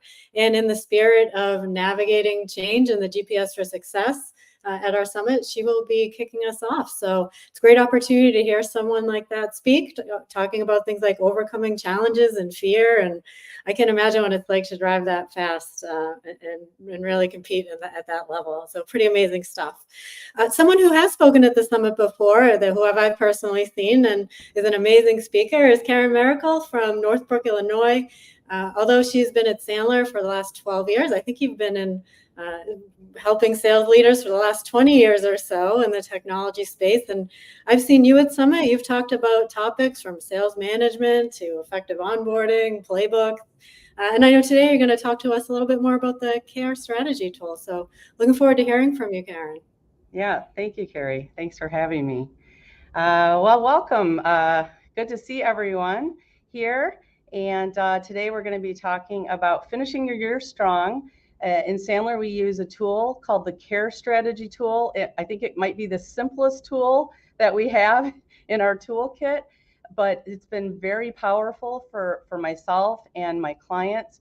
And I think we're going to try to get the tool out to everyone here through the session, but even if you don't see that, it's just something you could draw out, the CARE tool, and I'm going to walk you through it today. So Michael was talking about getting into football, that time of year, football starting, exciting. But I'm actually more excited about October baseball. So I'm wondering, as we think about who's still in the running here. I grew up in Michigan, so I'm going to be rooting for the Tigers. Some of you might be rooting for the Yankees, maybe the Padres. Unfortunately, us here in Chicago, we do not have a team that made it into the postseason. And in fact, I have a stat I'm going to pull up on the screen and see if anyone knows the significance of the stat. And here it is, 41 and 121. Who knows the significance of the stat? Yes, this was the final season record for the Chicago White Sox this year, 41 wins, 121 losses. And it said it is the worst losing record in modern baseball history. Hey, Tim, good, go Tigers. But I looked it up. Actually, there was a team that was worse than the 2024 Chicago White Sox, and it was the 1899 Cleveland Spiders, lost 134 games. Okay, so give our White Sox, give them a little bit of a break. They're not the most losing baseball team in history, but 121 losses. So looks like for now the GM. There we go. The Chicago White Sox. The GM for the Sox, Chris Getz, has his work cut out for him. Looks like as of now he is still the GM of the White Sox. So what does Chris Getz need to do? So I watched some podcasts. Lots of people have a lot of different opinions. I actually asked my son, Braden, who the Sox last won the World Series in 2005 when Braden was 3 years old. And, the Sox were pretty good for a while, but it seems like, so he's been a Sox fan since he was a child. And every year he says, the Sox, it's a rebuilding year. It's a rebuilding year. It's a rebuilding year. So I don't know what you're going to call. I don't know what you call this year. I'm not sure where it's going to go next year. But I would say Chris Getz and the White Sox organization has quite a bit rebuilding to do. So for fun, I said, hey, Braden, let's get out the Sandler CARE tool and let's think about if we were advising Chris Getz, how we might advise him using the CARE tool. So here's our CARE tool. Again, I told you it's our most simple tool. If you don't have it, just grab a piece of paper, draw these 4 quadrants, because I'm going to walk you through our ideas for the White Sox, but then we're going to be working on your ideas for your business plan. You are the GM of your business. But first, let's take a quick look at the White Sox in the categories of keep. Who do they want to keep? Who's earning their keep? In the category of attain, who do they want to go out and get? In the category of expand, who do they have that really they have room for growth? I imagine they have a lot of room for growth. And then maybe who might they want to go recapture? And certainly we could be thinking about players. We could be thinking about coaches. We could be thinking about managers. So let's start with keep. So this is who came to mind for Braden on keep. So this is Garrett Crochet. We've decided he is a keeper, right? Even in a season with such a terrible record, Garrett was actually made it to the All-Star team for the American League. He was 4th in strikeouts. He's a free agent, but he wants to stick with the White Sox. He's a great attitude, so we've decided Garrett goes in the keep category. All right, let's look at the expand category. Lots of young players with room for growth, but we're going to zero in on Jonathan Cannon. He is a rookie. Again, in a very much struggling season, Jonathan had an ERA of 4.49, pretty similar to most rookie pitchers in the MLB. So we've decided Jonathan is really a target to expand. There's a lot of room for growth there. All right, now think about attain. All right, so we're keeping expanding some pitchers. What do the White Sox really need when we think about targeting, attaining? They need offense. They were last in the whole league for hits. Here, I wrote it down here. Hits, runs, lowest in the league. Lowest hits, lowest runs, lowest home runs, lowest batting average, lowest RBIs, lowest on base percentage, lowest slugging percentage. I mean, like, no offense. So who do they want to attain? We need to attain some offense. So Braden said he'd love, now this might be a long shot, but he'd love for them to go out and get Juan Soto. Juan Soto with the Yankees this year, 25 years old, 41 home runs, 109 RBIs. He won the home run derby. He's a free agent. I don't know if the White Sox could pony up the money for Juan Soto. I don't know why Juan Soto might want to come to the White Sox. But this is when you think about the targets of the types of players that they want to attain, we want to attain people like Juan Soto. All right, recapture. Now this one may be a little humorous to any of you in Chicago, but when we thought about what do the White Sox really need, they really need a good manager managing the team day to day. So we thought about Ozzie Guillen. Ozzie Guillen, the winning manager of the 2005 Chicago White Sox. He's a broadcaster now. Well, maybe he'd come back. Maybe he'd come back and lead the team. All right, so that's our care plan for the Chicago White Sox. And now hopefully none of you have had a year like the Chicago White Sox have had, where you're not starting off your October in this type of situation. But still, how might you use the care tool? And for some of you familiar with care, you might have done this tool early in the year. It's pretty common people are doing this tool in January, but I really recommend you dust this tool off every quarter and plan out your quarter, because the fourth quarter, of course, we're closing everything we can before the end of the year, but we're not taking our foot off the gas with, making sure we're keeping our clients, expanding our clients, attaining new clients going into 2025. So we're going to have you, and again, if you don't have the tool, just grab a piece of paper, draw 2 lines, make your 4 quadrants, and you're going to think during our session here today about who belongs in your care categories, what activities or behaviors that you want to do to keep those clients, attain those new clients, and how you're going to do it. That is going to be your fourth quarter care plan. So let's start with keep. So thinking about who you want to keep. And really we're differentiating between who's a keep client and who's an expand client. So if you were to look at all of your clients right now and think about, all right, who's a keeper versus who's really a target to expand. And so the keepers, this might be somebody that you really have the wallet share, of everything they could be spending with you, of all the business of theirs that you would want, you have. So there's minimal growth potential, but you definitely want to keep them. They have acceptable profitability. They have acceptable servicing investment. And you know what I mean by that? Like the juice is worth the squeeze on keeping this client. So how do we make sure that these clients who maybe if we have all their business, sometimes we kind of take them for granted and they're not getting as much attention. And these are the clients that potentially we could lose because we're not keeping an eye on them. I thought of this quote here that 91% of unhappy customers who are non-complainers simply leave. I can remember I spent over 20 years in the IT business, is sometimes we'd get one of those, Dear John letters, we've made a change to go with another company, and we'd be like, I didn't even know they were unhappy.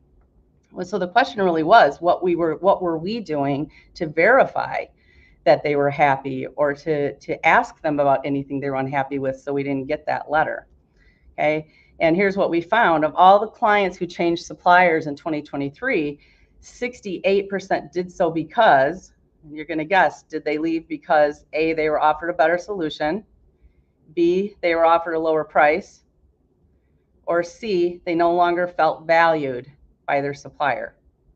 And I know when I ask my classes this question, a lot of people think B, that they were offered a lower price. And certainly that could be part of it, but the answer was C. They no longer felt valued by the incumbent supplier, and that was why they decided it was okay to explore making a move, maybe without even telling their current vendor, current supplier, that they were unhappy. So we want to make sure that doesn't happen to us. And so in the keep category, we're remembering this, that your best customers are your competitors' what? Your best customers are your competitors' best prospects. Just like you're going after your competitors' clients, they're coming after your clients. And what do your clients say when they call them? Okay, so keep this in mind when you think about the time you might invest in keeping and expanding, that it costs 6 to 7 times more to attract a new customer than to retain an existing customer. We've been doing a lot of work lately with customer service teams because companies are realizing that often they've been putting all their training into the sales teams because, of course, the lifeblood of the business is new business and business development. And they've been training those teams, but also often, customer service or even account managers, it's just kind of assumed that they're doing what they should be doing there. And, but they're having retention issues or they're not growing those accounts. So a really important stat here, just thinking about how expensive it is to get new clients versus keep the ones you have. And we want to make sure we're doing the behaviors to keep the clients that we have. All right, so that's our keep, our thinking around keep. Let's think about expand. So different than a keep client, an expand client is somebody that we don't currently have all of the wallet share of their business that we could have. There is strong growth potential there. Perhaps it's with other divisions of the company who aren't currently working. Perhaps it's different product lines or services. They're working with us with these certain products, but not everything that they could be working with us on. It's an acceptable level of profitability. So basically any business we've been doing with them, if it's acceptable profitability, more business we would be doing with them should also have acceptable profitability. And so we're actually willing to invest in them. Think about that you're investing in that expand target, meaning you might be doing more pre-call planning, like Michael talked about with the managers, for growing that account, maybe involving even your technical resource in some of your strategy meetings, and also that they could be a really strong referral potential for you. All right. And I'm going to get to some of the how here coming up. But for now, you're thinking about the who. Who belongs in keep, who belongs in expand, especially coming up on year end. This is the time, right? These companies are, doing business reviews. They are setting budgets. This is the time to get in front of them. All right, think about attain, right? Who are you going after? Who is your ideal target? For the White Sox, the ideal target is, a big hitter, right? So who's your big hitter? Who are you going after as far as targeting new business? Is it maybe a different type of client than you had in the past, maybe with more growth potential? Maybe it's someone that a competitor is having some challenges taking care of them, and there's some opportunity there that you're going to go after, maybe a high profile logo that could help lead to more business. There's more strategic potential. So really having a plan. It's not just haphazard who comes in on your website, but you're actually strategically targeting who you want to attain. All right, and then recapture. And I think this is the most overlooked category here. I think a lot of times when customers or clients go away, we just think, all right, they went away. And we don't necessarily get that list out on a frequent basis and look at, all right, who would we want back? Knowing what we know about them, who would we want back? Maybe there's something repairable in that relationship. Maybe something's changed. Maybe something's changed in your company. Maybe something's changed in their company. Maybe they left because they had a new person come in that wanted to put their stamp on that part of the business, and they took it to a friend and that maybe they're not happy there. Maybe that decision maker isn't there anymore and the timing might make sense. So again, getting strategic. This is a thinking tool. Who am I putting in these 4 categories? And then how am I designing my plan to go after this business? And I think it's helpful to think about how much time you want to spend in each of these categories. It's not uncommon that somebody might realize they're spending almost all their time in the attain category, going after new business, and not enough time, keeping their clients, making sure they don't leave, paying attention to retention, paying attention to expansion. Or it could be the reverse, that they're spending all their time, calling on existing clients. Those are it's a lot more fun to call on an existing client who knows you and likes you than to go knock on a door and get it slammed in your face, like we often have to do going after new business. But based on your goals for your business, where are you spending your time, and where do you want to spend your time fourth quarter and going into 2025? All right, now what? You've got your goals of you're kind of defined who's a keep and attain and recapture, expand for you. Who would you put in those categories? And now we want to turn those names or those targets into a behavior plan. So in Sandler, we call your behavior plan your cookbook. So you think about a cookbook. A cookbook has recipes. A recipe would have a quantity and ingredients that would get you to your desired result. So your desired result is your quota, or your growth number, your goals, whatever it is, that's your desired result. And how do you break that down into the ingredients and the quantities of those ingredients that you need to put in place in your own cookbook to hit those numbers? So let's think about the Keep cookbook. What might be in your Keep cookbook? So the quantities here, it may not be relevant for you. You could have less, you could have more. It's really individual to you what makes sense, but these are the types of things that might be in your Keep cookbook. So you might have temperature calls. So think of a temperature call. You're just taking someone's temperature on, kind of how's it going? How did this work out for you based on our last conversation? How did my team do? And then you're showing appreciation. Remember, customers leave because they didn't feel appreciated. How are we making sure that they feel appreciated? We're remembering past conversations. We're bringing things back up. We're paying, as Margie was just talking about, when we adapt to somebody's disc style. So we're really adapting to their personality. If they're more of an I style and like to talk more socially and talk about their weekend and things, we know them. We have we built trust with them over the years, and we're asking them questions about their life if that's what they care about. If they're more of a D, bottom line, you're paying attention. What are they putting on LinkedIn? What are they proud of? What would they, if you brought it up in a conversation, they would be like, oh yes, I did, we did accomplish that, or we did win that award, or we are acquiring this new company. So think about how to have touches to, in your temperature calls to make sure you're keeping those clients.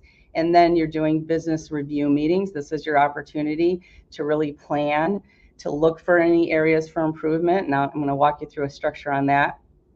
And might you have wider and deeper, higher conversations? Maybe your relationship is just with one person at a company. Well, you're vulnerable. If your relationship is with just one person, you're vulnerable, right? And so that person, can they introduce you to other people in the company so you're not as vulnerable? All right, expand. Very similar to Keep. We're doing the temperature calls. We're having business review meetings. Maybe we're asking more for referrals and meeting other parts of their company, perhaps the wider, deeper, higher. So the one difference I would say with expand is you are pre-call planning and thinking about areas that you could potentially help them more and expand your offerings, and you're really putting time in. You're setting an agenda with the customer for that meeting, and part of your agenda is that you'd like to talk about some of these other areas that you might be able to help them. Perhaps they're inviting other people in their company to that meeting. Perhaps you're inviting other people to that meeting. So it is a much more thought out and strategic. Remember, this is the thinking tool. How do I get more strategic with my opportunities to expand in my accounts? And this is the time of year to do this. This is the time of year that you're doing these year-end business review meetings. This is the time of year that people are doing their budgets. This is the time of year they're thinking about their direction for their coming year and how you can bring strategy to that. So I want to walk you through a tool called Recon. So think of Recon, and this is just an acronym for review, evaluate, changes, opportunities, next steps, Recon. This is really just a process, or even think of it as an agenda for these keep and expand meetings, right? So this is one of your how tools to go with the what goal of having these meetings. So what are we doing using Recon in these meetings? So first we're starting with review. So one thing to point out here, obviously we're coming back to reviewing kind of how things have been going, walk through maybe some of the goals from our last meeting, but also remember to review, to take them back to why you guys started working together in the first place. Coming from the IT space, it was very common. We would start working with the company when they were having problems. That's why they were firing their other IT company and hiring us. So we'd get involved, we'd spend all kinds of time getting them all fixed up, and all of a sudden things are running smooth. Well, then often they think, you know what, I think I'm going to go shop this IT relationship, because they were forgetting how much pain they were in when they brought us in. And the reason they're running smoothly is because we keep them running smoothly. So we've got to remind our clients of that. And of course, in Sandler, we're going to teach you, people believe their own data. So rather than you telling them, here's why things are going so well now, how can you ask them questions to get them to tell you, get them to recognize to you that they recognize that's why things are running smoothly now, right? So you're going back to the pain of why you started working back together in the first place. All right, so now you're doing some evaluate. Think of those temperature questions relative to their expectations. How do they feel like things have been going? Scale of 1 to 10, 1 being, we're completely missing the boat on everything you expected, 10 being, it's going very swimmingly. Where are you? And then you can gauge what questions you want to ask based on how they grade you on that 1 to 10 scale. And assuming they do give you a positive grade, you want to find out how that positive result has been impacting their company. Again, these are the things that when your competitors call you, or when your competitors call them, they're going to think about these conversations, why they started working with you, how you solve their pains, the impact you continue to have with them, the fact that you have these strategic conversations with them. And of course, you're looking for improvement areas. You might want to think about changes going on with their company, changes going on with your company, market factors in general that could be impacting their future, their growth goals.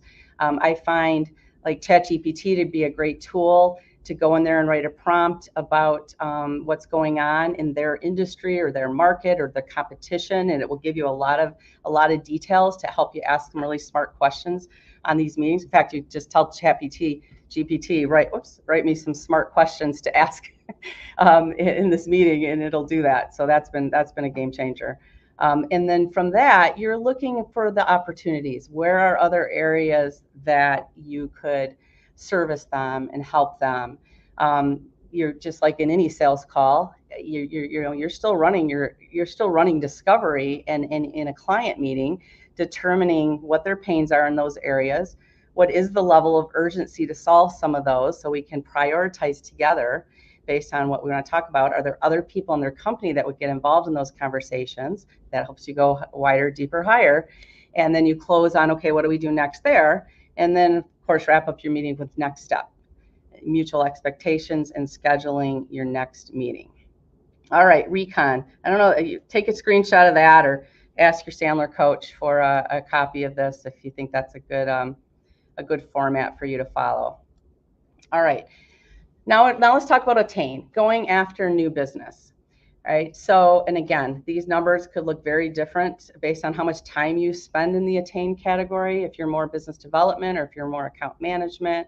But how many prospecting attempts a week do you need to do to get to the number of conversations you need to have, to get to the number of meetings you need to have, to get to the number of deals that you need to have to make your numbers? So you're thinking about, my prospecting, my calls, my LinkedIn, am I using Vidyard and video and phone and email?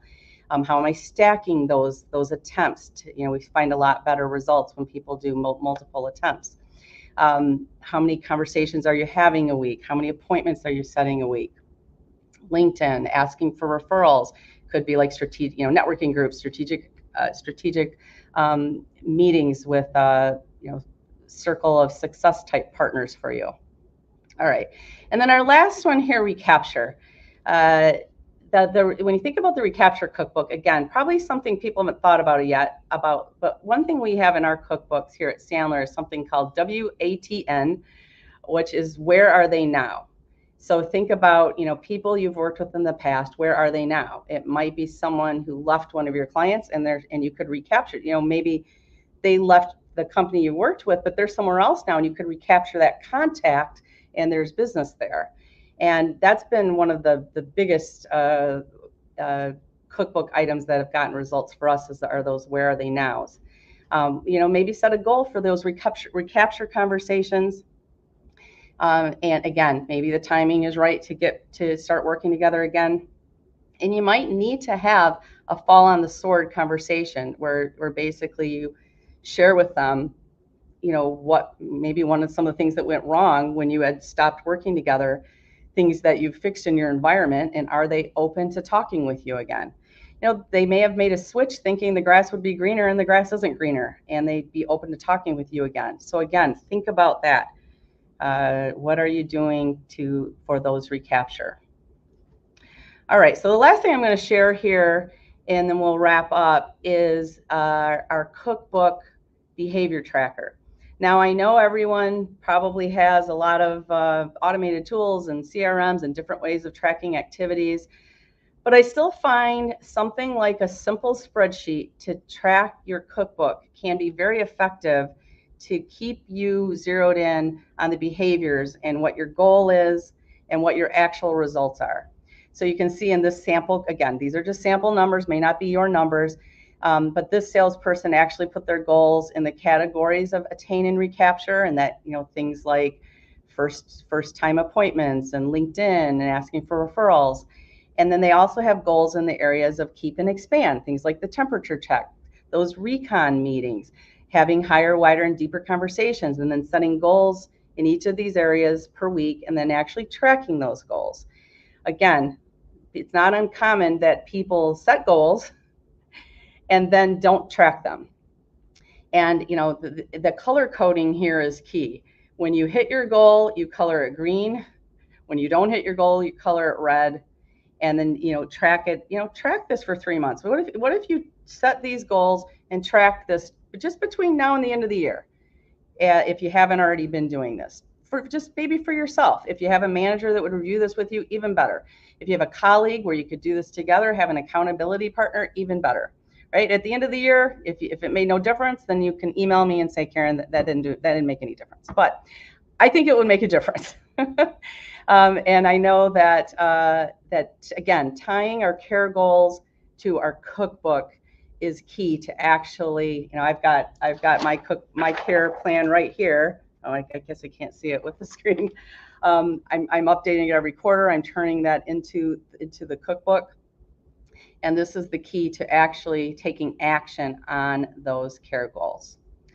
So to summarize your to-do, what I would challenge you in today is to work on that care plan, thinking about who belongs in your different quadrants.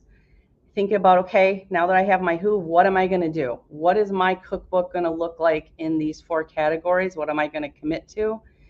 And how am I going to do it? Am I going to bring in something like recon? Am I going to work on some prospecting skills?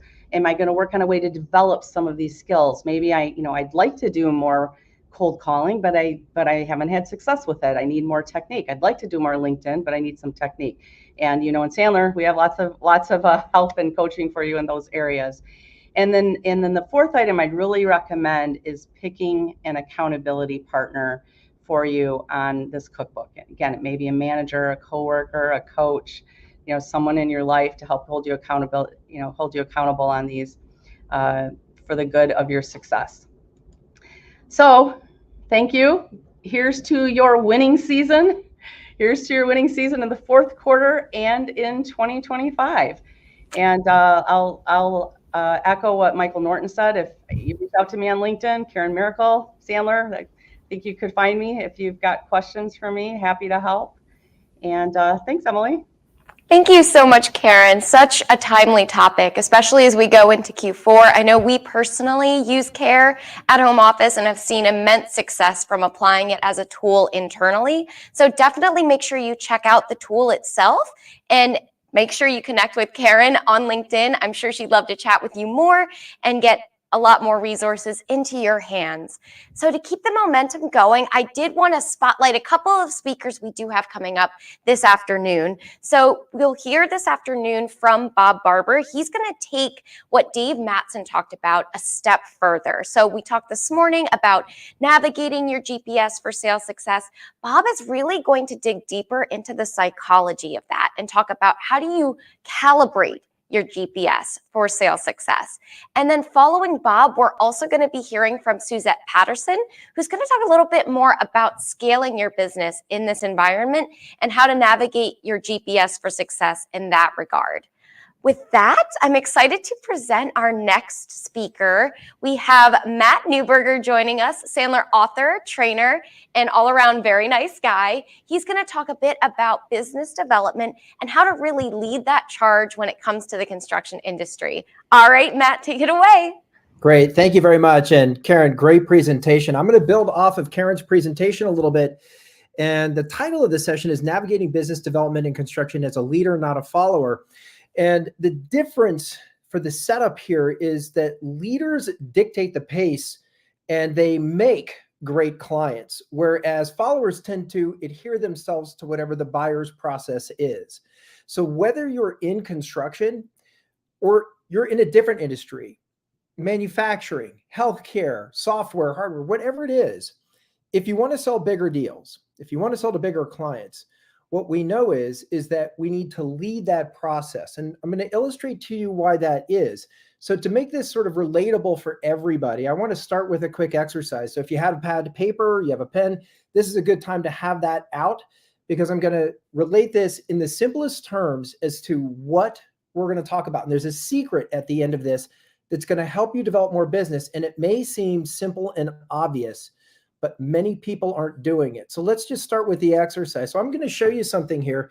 You guys on your screen should see 9, I'm going to call these numbers or variables. You have 9 variables, kind of like a sales process where anytime you're meeting with a new client or a new prospect, or it's a big deal and there's lots of people involved, there's variables. Now, Gartner says that 6.8 decision makers or stakeholders are involved in a large deal or an enterprise deal or a complex sale, whatever you call it. But there's usually 6 to 7 people or stakeholders involved. So they could be one variable amongst many in making a decision to work with you. So I want you to notice the shapes correlating with the numbers.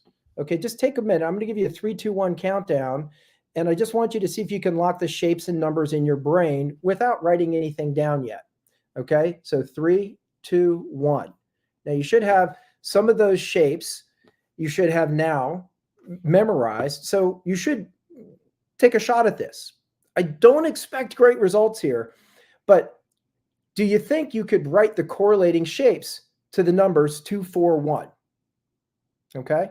Now, what I'll tell you is my audience typically, if I'm in person, can't do this the first time. Okay. It's almost like your first day on the job and being told how to do your job. People can show you, but you can't necessarily recall it because of the variables involved. So let's do it again because repetition sometimes helps. So let's do it again. I'm going to give you the numbers. I want you to notice the shapes correlating to the numbers and see if this time you can write them down. But, just like your second day on the job, I'm going to give you a different set of numbers or different variables, 639. Now, give a shot, or at least in your head, say aloud whether or not you think you can find the shapes that correlate with each number. Again, I'll tell you that in person with most of my audiences, they cannot do this. So it's kind of like being on your first, second, or third, or 90th day in the job. If you're not using our onboarding process or you're dealing with a new client or prospect, the variables are constantly changing. So how do we make sense of this in a complex sale? Because there's an important secret behind all of this. Now, if you think you took a chance to write that down and these are the shapes, good for you. You would be one of the rare few who could actually, on the second attempt, get the right shapes correlating to the right numbers. Now, I'm going to give you a secret, and you're going to go, Matt, this is so simple. Why didn't I think of it?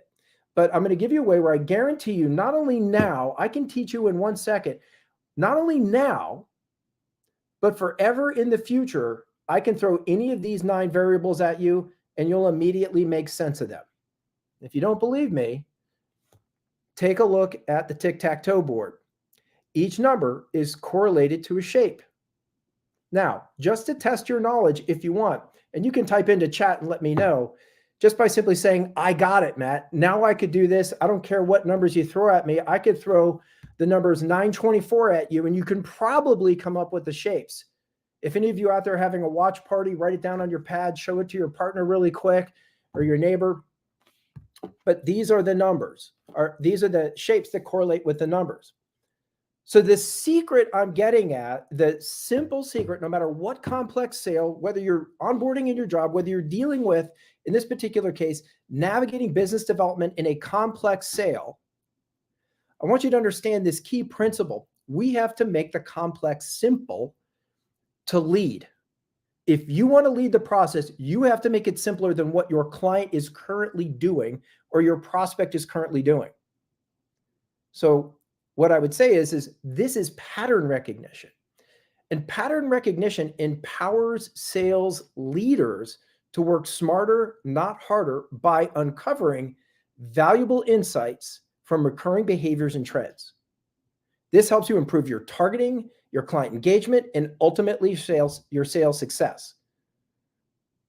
But you have to remember, your client is still dealing with the non-tic-tac-toe board. They're dealing with numbers and shapes, and they don't always make sense, and they're always different. You can make sense of that, and this is how you're going to win more business.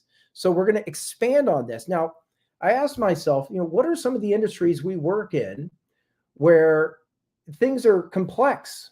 And it leads to problems if it's not done right. In other words, I want us to look beyond the sale. Every time I make a sale where I sell a larger client, a more complex deal, I want that work to be easier for me to execute. And I want that client to bring their friends. I can't just focus on winning the business. Winning the business, and you can answer aloud to yourself if this is true. If you find yourself chasing clients or you find yourself winning business and then you have these headaches with your client afterwards, that's the problem. We're focused on just winning the business. I want us to make better clients as leaders. And so to do that, I looked at the construction industry and ran a study, 300 people or 300 businesses in the construction industry in the Mid-Atlantic. And from that survey, we learned some things, okay?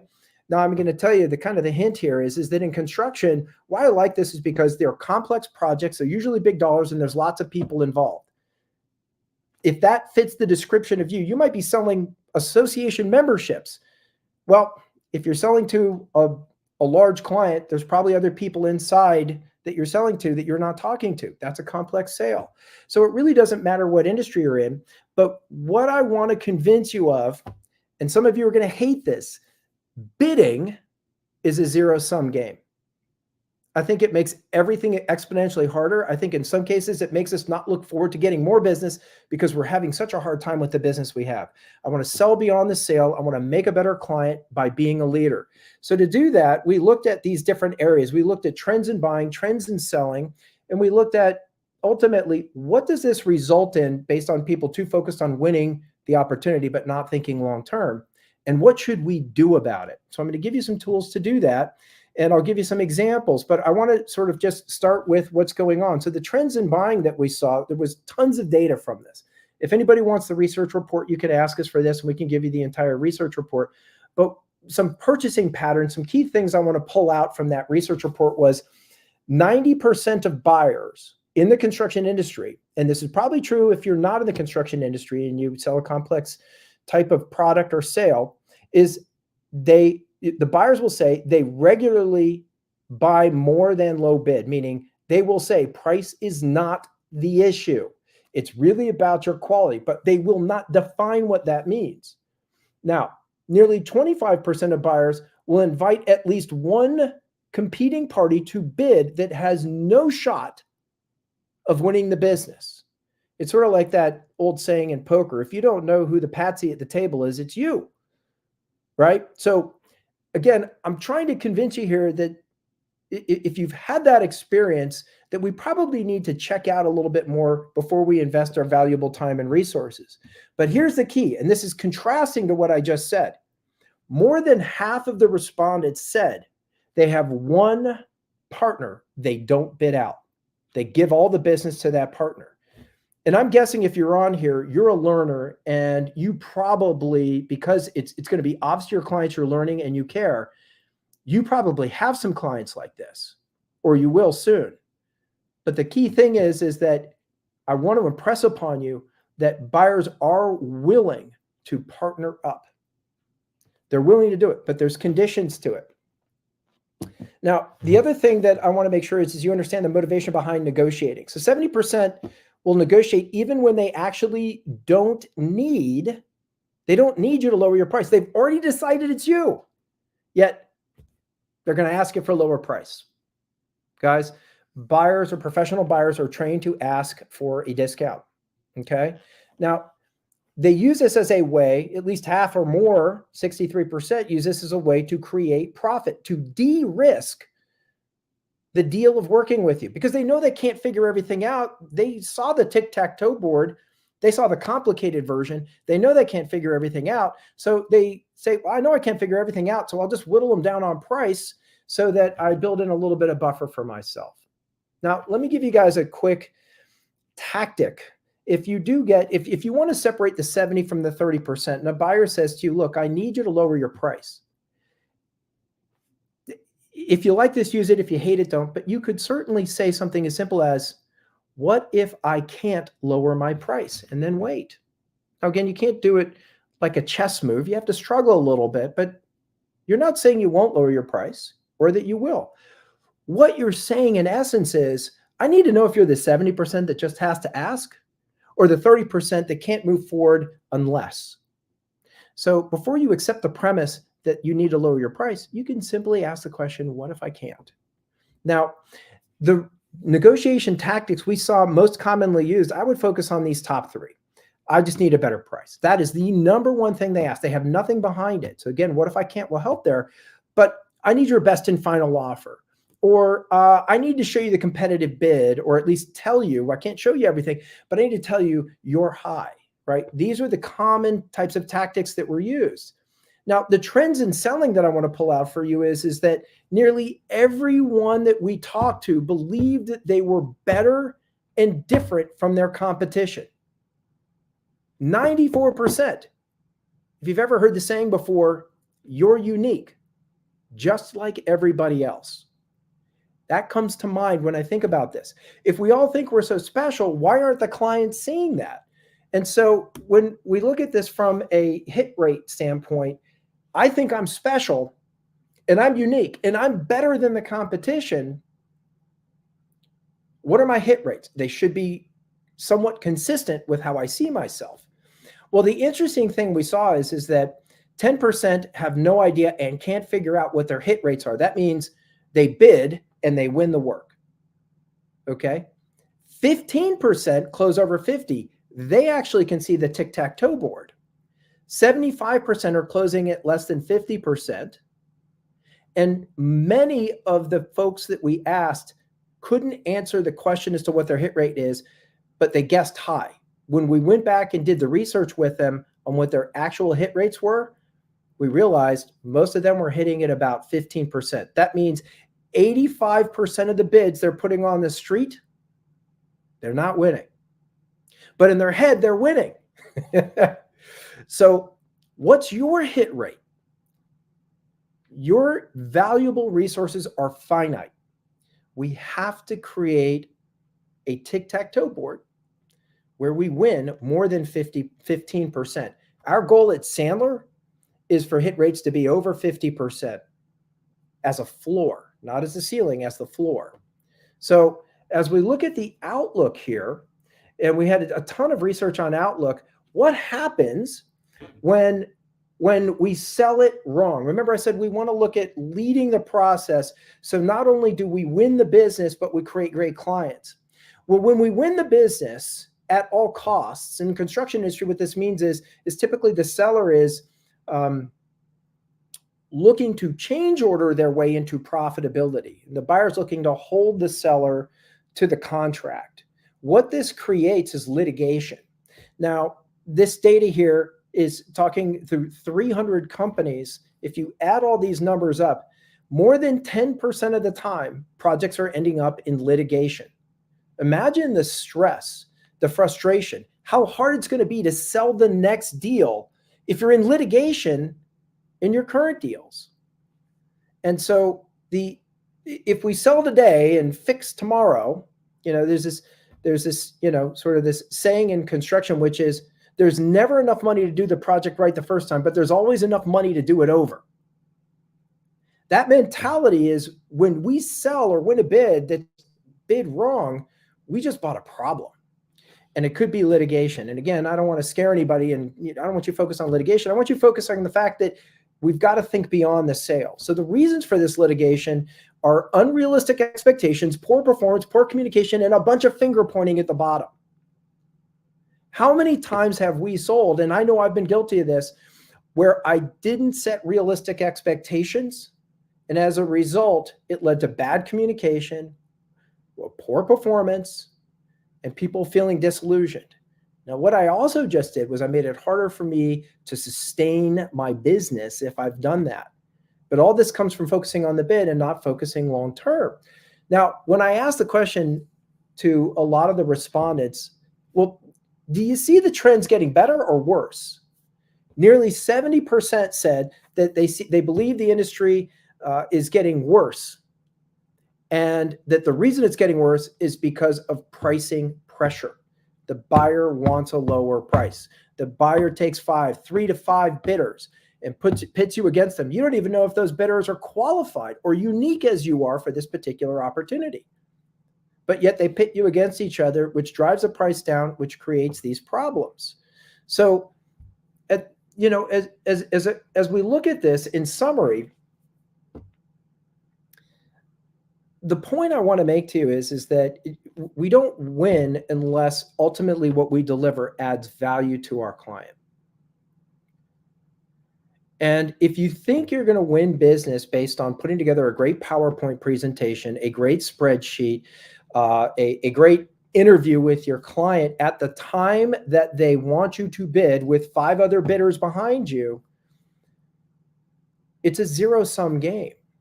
You're not going to win based on your technical qualifications if you're entering at the bid process. And the buyers, you have to understand, the buyer's building risk into the model. They know all the variables they can't control. So there's a subconscious bias from your prospect to manage risk. And again, that mindset, there's never enough money to do it right, but there'll always be enough money to do it over again. They're focused on risk. And if they focus on risk and it's always about never enough money to do it right, but there's always enough money to do it over, the way they simplify the complex is by differentiating you on your price. But that's a bad move. I want you to understand something. In the absence of you being a leader, it's going to come to price. You need to focus on value creation. But there's a trick to value. It's going to be a simple secret that matters when it comes to value creation. See, clients don't know they're doing this. They should be, instead of looking for a lower price, they should be looking to find a partner they can manage the risk with. But they can't trust you if you're there with 5 other competitors saying, trust me, you can't look different. So the dangerous mindset from leadership inside companies is that we have to bid this. See, we all believe in value. Everybody's going to, no buyer, no seller is ever going to say we don't believe in value. But yet companies are investing valuable resources, estimating time on projects where they're seen as a commodity and not a resource. So we have to have some way of evaluating, are we going to be a commodity or a trusted resource in this case? So trust me, I'll build up to the answer on that in a second. But we've found that, repeat customers love doing business over and over again in the construction industry, and maybe in your industry too. But somehow, seemingly, they still pit you against your competitors on price. And I've seen this in every complex sale. You bent over backwards for the client, and the client came back and said, "We love you, but look, your competitors are a lot lower than you are. So even though you've bent over backwards for us and done lots of favors, we really can't recognize that. We just need you to lower your price." You may want to answer aloud if you've had that experience where you've done all that work, that favors and extra time and giveaways, whatever it's been, yet you're pitted against your competition next year. So a couple of last things I want to make a point on to get to some tools and some resources, some ways you can deal with this is for few companies that we studied had a business development strategy or process that they could replicate ideal customers with.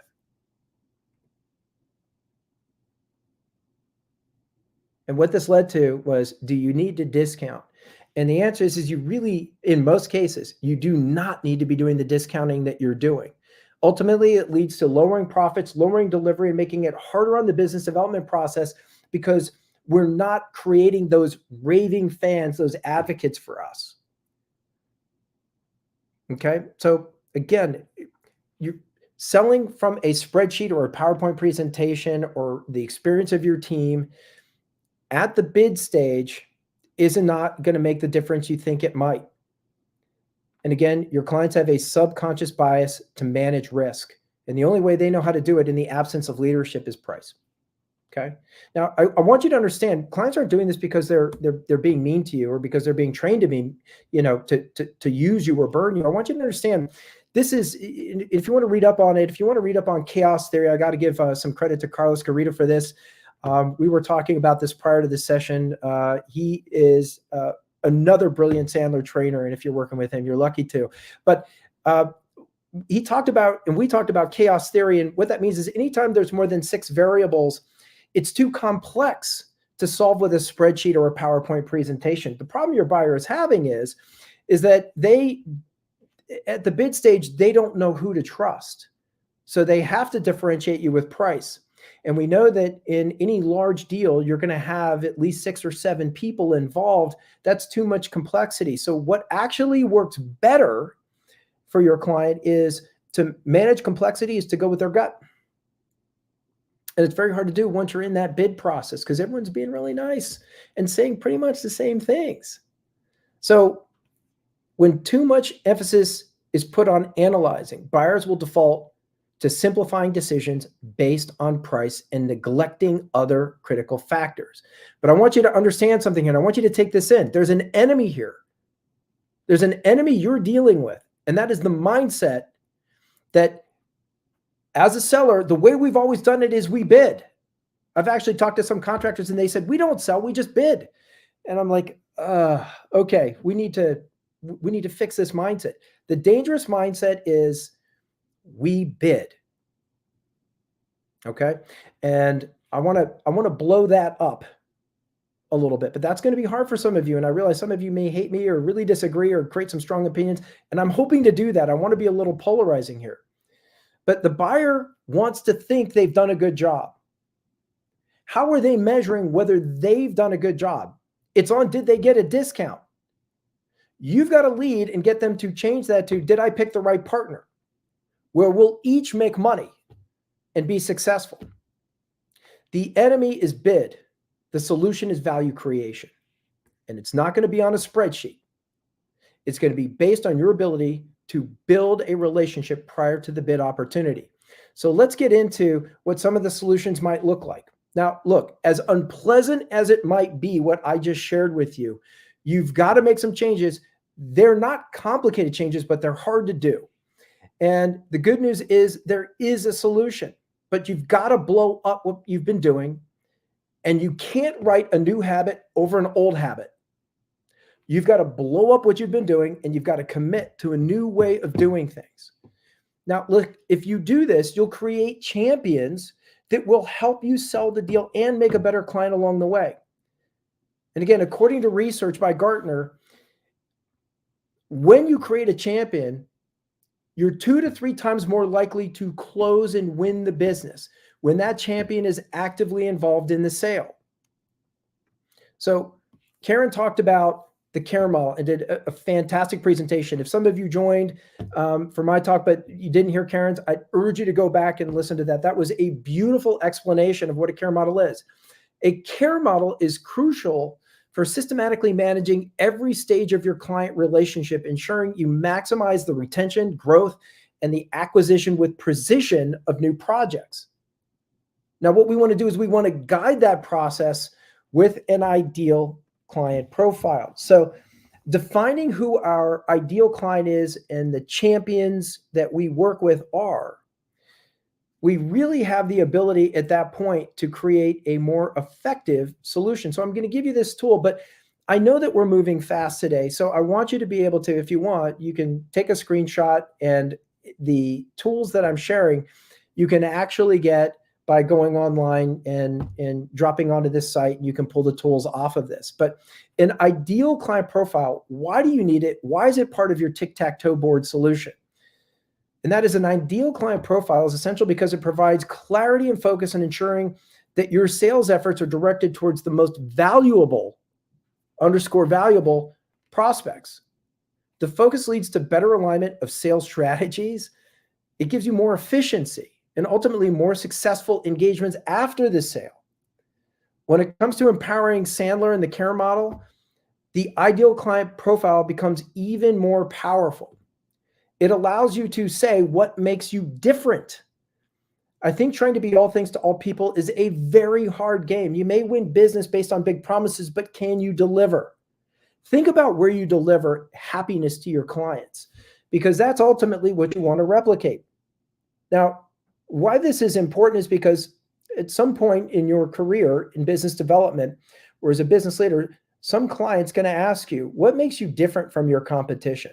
And if I've defined my ideal client profile, characteristics of my sale, ideal company, what are the pains that my client has in doing the job that they've got to do? If I can articulate that as if I've experienced myself, or at least I care enough to know what it is, when somebody says, what makes you different, you can answer a little differently. So again, in construction, if a business developer in construction was asked by a client, what makes you different? If they're Sandler trained, they would say something like, maybe nothing. I don't want to be either ignorant or arrogant in pretending I know what is important to you, what projects you have on the horizon. Typically, though, I know that manufacturers building new building pad sites and ground up construction have tight timelines that are tied to a return on investment. In addition to that, communication is typically one of their biggest challenges, but I don't know if that's relevant. Do you have any projects coming? That's somebody that took the time to study their client based on their ideal client profile. If they say, well, look, no, I don't actually do ground up manufacturing facilities. I'm in multifamily properties. If that isn't the business developer's area of expertise, the business developer would simply say, let me refer you to somebody. That's not who we work with. But if you can't define what your ideal client is, how the heck do you expect to lead somebody that's indifferent, that's focused on price, to something better? So we have to identify our ideal client profile. Next, it's not that you need 500 things in your pipeline. I think one of the problems I see in a lot of cases is we've got a lot of fluff in our pipeline that's not real, stuff we're following up with. You have to ask yourself aloud, am I following up with anybody? You know, am I chasing? If you're chasing, it means we've got too many deals in the pipeline that aren't ideal, and we probably need to get out of our pipeline. Look, it's not that you need 500 things in your pipeline. It's probably that you need 20 that are good, ideal clients and referenceable, and remove everything else from that pipeline. So one of the tools that I'm sharing with you here, but what I'd like you to consider is is if you are going to be in complex sales where you're going to bid, you're going to present, you're going to put a lot of time, money, energy, and resources into closing that deal. I want you to create your bid criteria. Now, for the construction industry, I've built one that's customized. It's probably 95% of what you need. You can customize it however you like. And again, you have a QR code to pull that off the web. If you're in a different industry, you can use this as an example to build your own. Now, this as a Sandler tool is called the Pursuit Navigator. And what we're looking to do is evaluate whether the project or opportunity is a fit. Even if we have a great client that we consider a partner, if they bring us an opportunity that isn't a good fit, we should say no. Believe me, they'll still love you and they'll trust you more.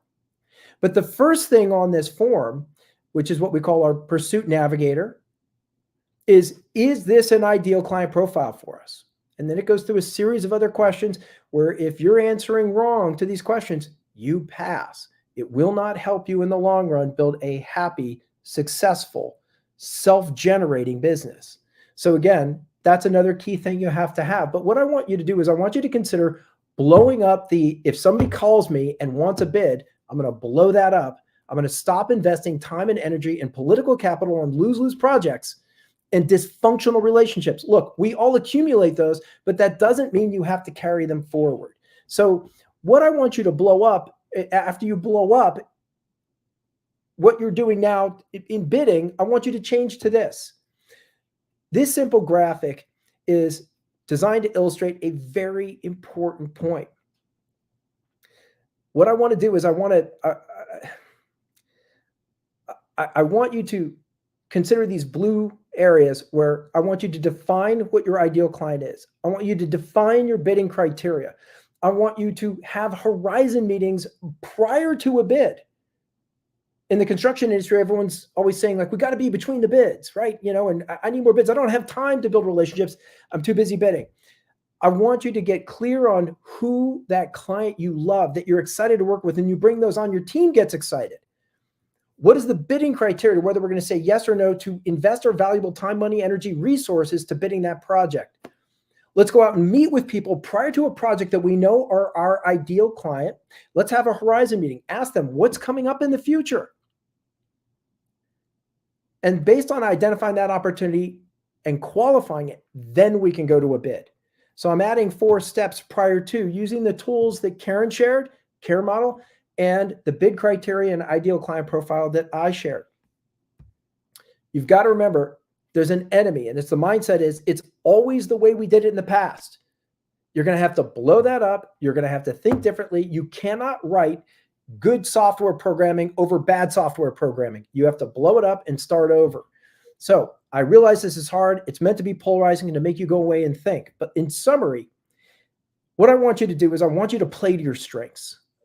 It's a much more infinite game in sales than just trying to get the next deal. I want you to reassess who are the clients you love and are excited to work with, the types of projects and things you love doing.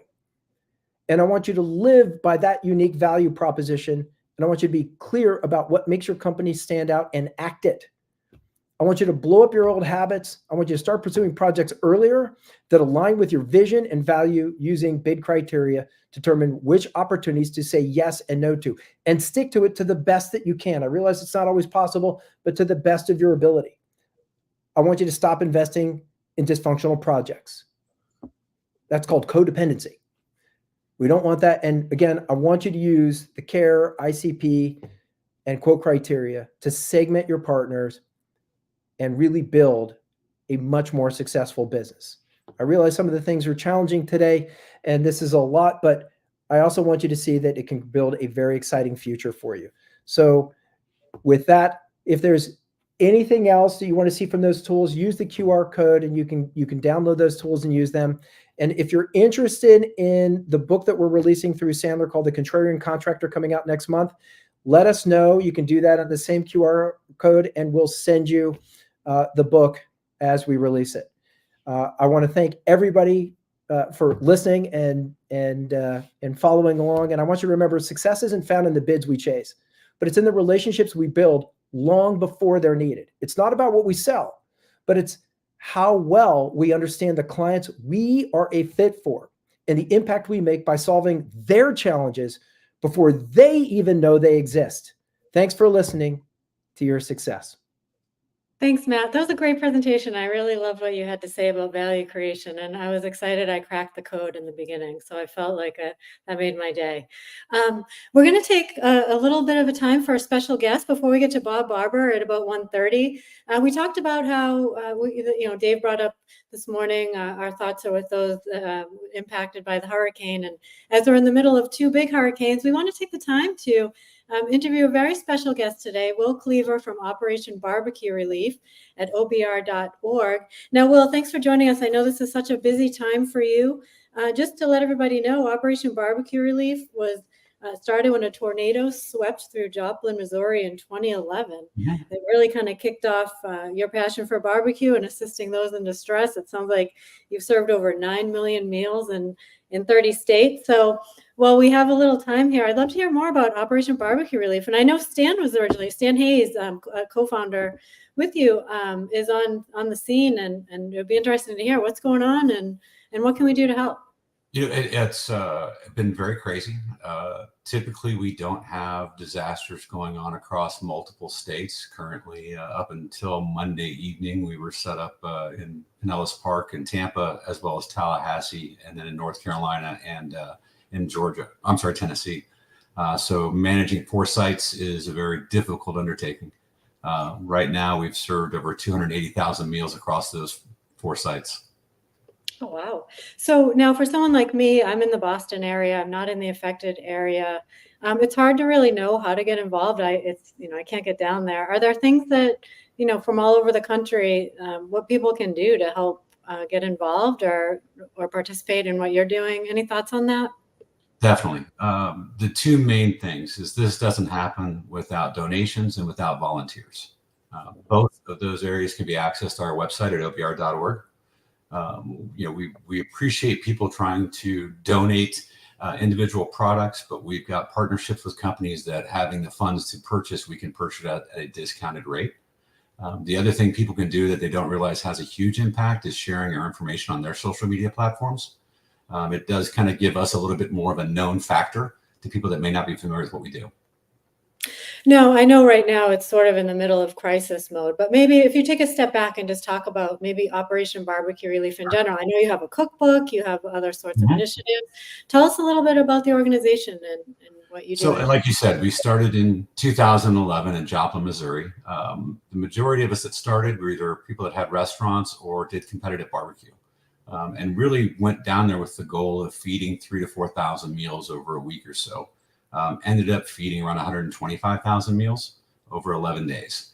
And what we found is that there's a gap in between when the disaster strikes and what used to be the larger organizations and how they could get up and mobilize. And competition barbecue, funny enough, is we would go set up in a parking lot on a Friday, cook into Saturday, our food gets judged, and by Saturday evening, we're back home.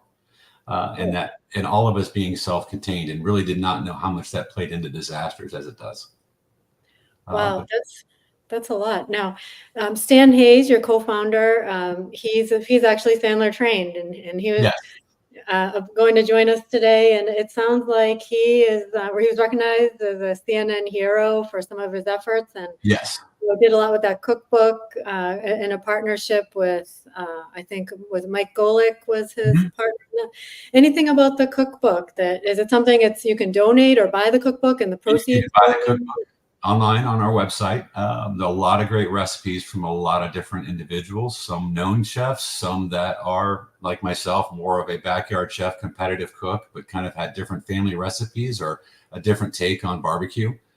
That people can very easily emulate in their own backyard. Now, is there something easy? I'm not much of a chef at all. So what is the most simple recipe? I get that question a lot. And honestly, it's one of those things of just cook what you like, grill what you like. And you may not have it right the first time, and that's okay. What we found with OBR, even in Joplin, is that the power of that meal, as we all see personally, I'm married and we have 6 kids between us, and 3 are out of the house and 3 aren't. And that dinner every night together at the table has a big impact. Same thing when you do it with your neighbors, even if you have different viewpoints on life, you can sit down and enjoy food together. For sure. Now, tell me more about that in terms of, are you on site as well? Do you go on site to the I am different not. locations? I was Okay. going to be flying out. Actually, I had flights scheduled for today that I pushed to next week to go down to Tampa. Oh, wow. Stan is on the road right now. He is out in Tennessee and then heading down towards North Carolina. And he and I will meet up in Florida hopefully next week. Any stories you're hearing from the road or even from past events? Like what kind of speaks to you when you're participating in these kinds of things in terms of need or response or any of that?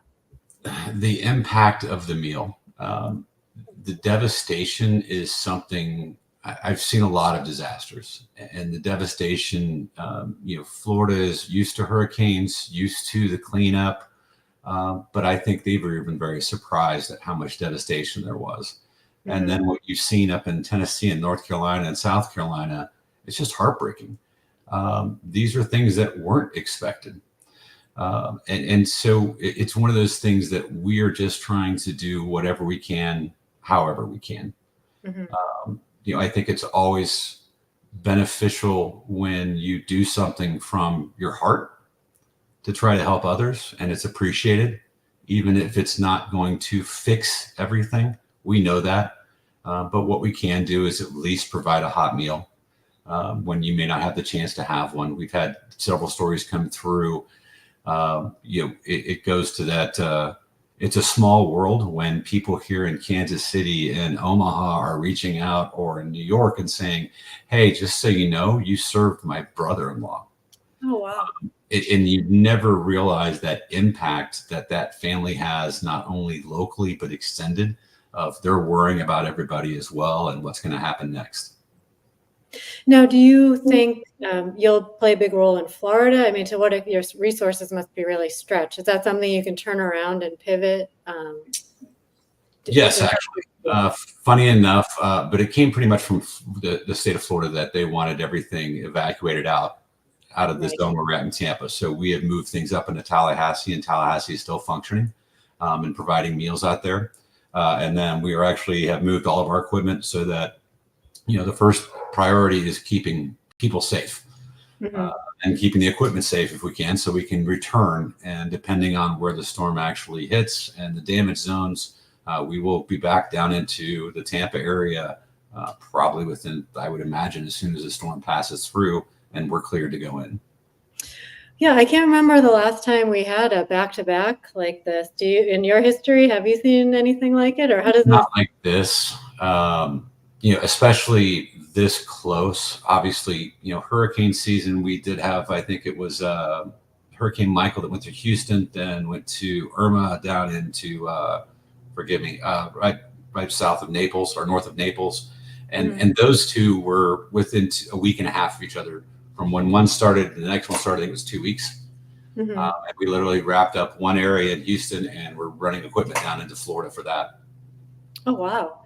So now when you're on site, is there something, must be difficult, especially if you lose power or anything like that? Is there something you're just ready with all of the food you need? Do you do anything additional supplies, or is it mostly just focused on meals, or do you work partner with anyone else, or? We do focus on meals. We have informal partnerships with different organizations depending on the area we're going into and what they're doing and what we're doing. There are times when it's a smaller deployment that we actually will send down protein and sides to a restaurant that's there in town, because we try to be the best stewards of funds so that we don't roll equipment and spend thousands of dollars when we can get products down and a restaurant wants to provide those meals. We really want to help the community help itself. Right. That's such a great point about the businesses. I didn't realize that you had that type of partnership. So you really help to support those local businesses as well. It must be a huge impact for them at this time. Well, it's incredibly helpful for us too. We always try to look at local resources, because you find that there's always pockets of homes and people that aren't being seen, and people aren't leaving their homes because they're worried about looting. They're worried about what's left of their possessions.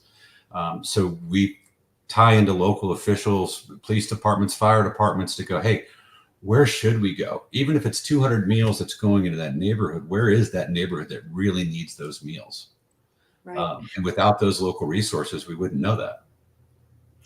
Now, you've been around for a long time, since 2011, so you've been doing this work for quite a while. Is there anything you're particularly proud of or that stands out to you as a moment in the company's history where you just really felt a sense of purpose and accomplishment in what you're doing?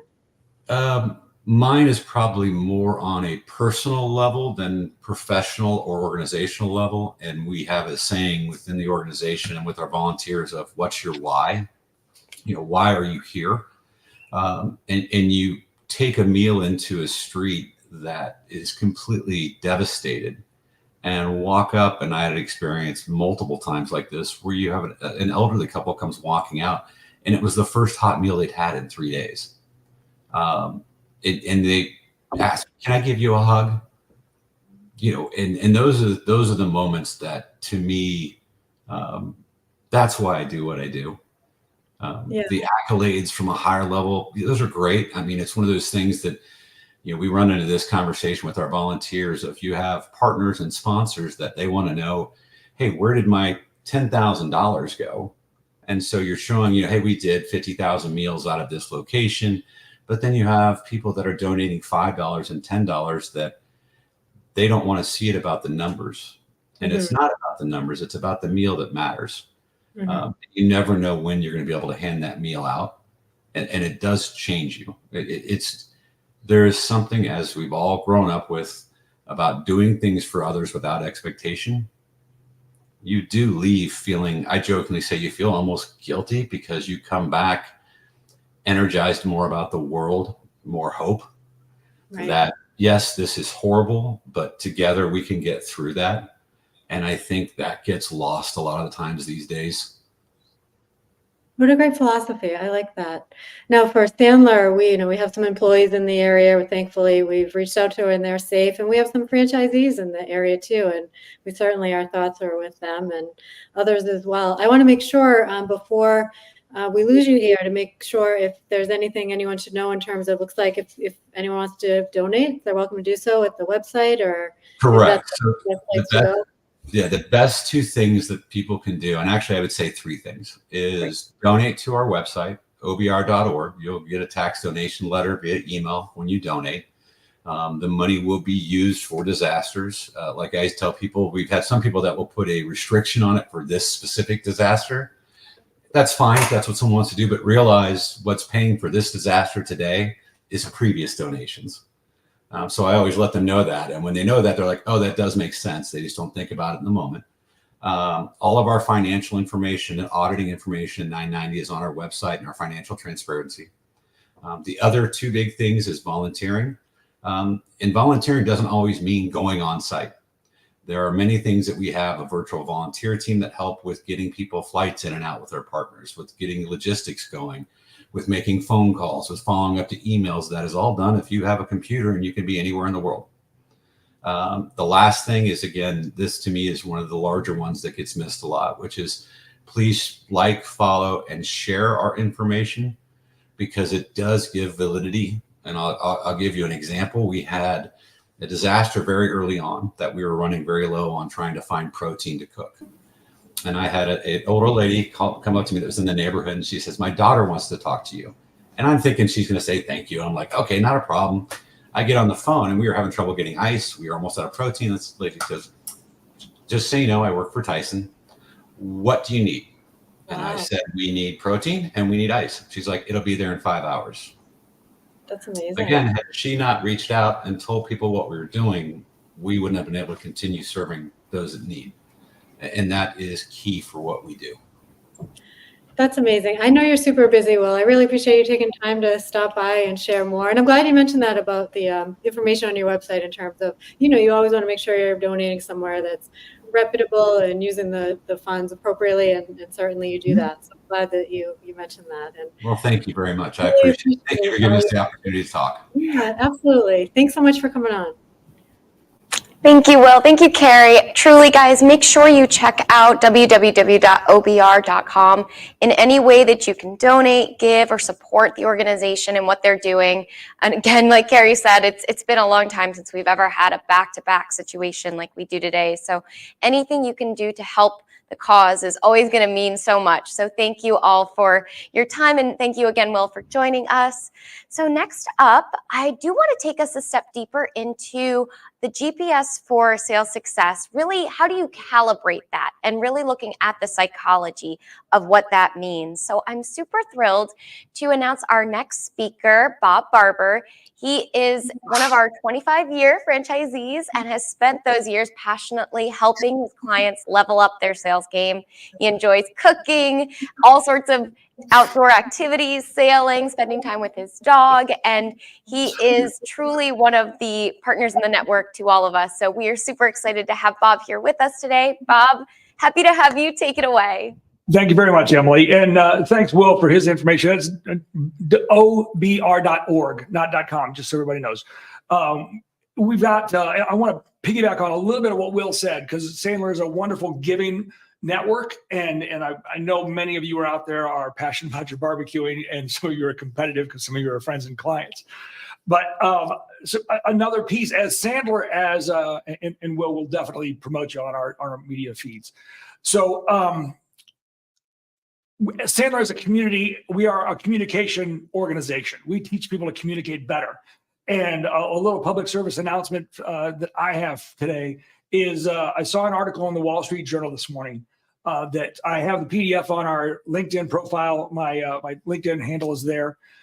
It will walk you through how to make satellite texts from your phone when you don't have cell or Wi-Fi service. So share that PDF with friends that need that are in danger before they need it. The woman does a good job of walking through it. Unfortunately, it's not for Androids yet. Sorry, I'm not biased. It's just the fact of the matter. So I wanted to make sure I got that out there. Okay, what am I talking about? Yeah, I'm going to piggyback on some things that other people have said.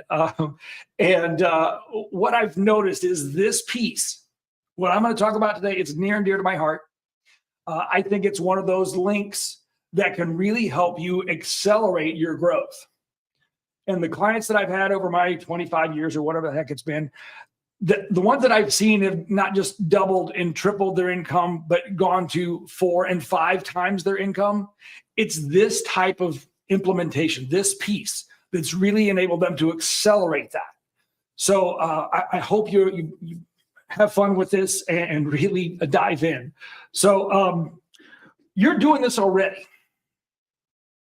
You're using some of these tools. You're doing the exercise already. You're just not leveraging it. So what am I talking about? Well, it's primarily debriefing. It's debriefing. So when I jump in here, I've kind of just spoiled the news. Gee whiz. In your chat, where do you get your most learning retention? Is it the pre-call where you do your training, you do your role play, you do your strategization, you're strategizing? Easy for me to say. Is it when you do all that practice, or is it post-call, the post-mortem, the autopsy? When you look back and say, hey, where was it? Where did I go wrong? And for those of you that have been around Sandler for a while, if you've been to a summit or watched it virtually, in 2022, we had Robert Cujo Tishner. He made a strong case from his book, Debrief to Win, that it's when we debrief, post-event. And a couple of colleagues and I talked to him afterwards and said, but wait a minute, isn't training important? It said, sure, but it's really this, guys. And that was a little humbling to hear because, you know, we believe in training and pre-call because we want you to get sweaty in your sales gym so you don't get bloody in the field. But this post-mortem thing, sometimes we really kind of mess that up. And here's what I said earlier, we're doing this already. So follow me with this. You are sometimes formally debriefing with your manager constructively and effectively. Sometimes it's not so much, and we'll talk about that in a second. Other times you're debriefing with another colleague, a friend. And that takes one of two flavors very often. You're complaining about what didn't go wrong and probably blaming it on somebody else. Not my fault. Or you're bragging about how great it went. Because, man, am I good. And unfortunately, we often wing it in those aspects, and we don't really capture the things that we're doing well to replicate those. And the third case might be when you're laying in bed at 2 a.m, watching the ceiling fan go around, losing sleep because you didn't get the deal you thought you had, and it slipped through the cracks. So you're debriefing one way or another. So today I want to take you to, we've got programming in ourselves. Our parents instilled this program. It's designed to keep us safe. It's guardrails to keep us on the right path. We'll talk about that in a second. I'm going to build your awareness about where you are, just so you can make the choice from your adult to adjust it. Those of you who have seen me talk before know that emotions and subconscious and adult ego states and all those are very near and dear to me. I believe in my heart of hearts that our subconscious drives about 90% of what we do on a daily basis. And the language of our subconscious is emotions, energy in motion, emotion. And so we need to be able to harness that and tailor that to be aware of it, to get the most out of it and reprogram that, and sometimes and make conscious decisions to update those. So I'm going to give you some tools to do that. And then at the end, in 20 some minutes, we're going to actually apply that in real life. And we're going to have you do it before you leave. So that'll be fun. Yay. So in your chat, we all use GPS, and it's crazy how universal it's become. Which one's your favorite? Is it A for Apple Maps, G for Google, or W for Waze? I'm just kind of curious, just taking a poll, because I've got my favorite.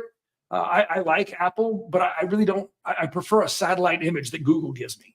I do like that Apple will tell me, turn in 20 feet, this one. No, the next one. It really gets me on the right turn.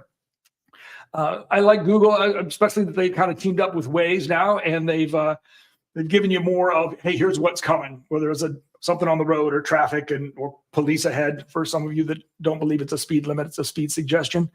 And then Waze, it's kind of funny. I like it when I know where I'm going, which kind of defeats the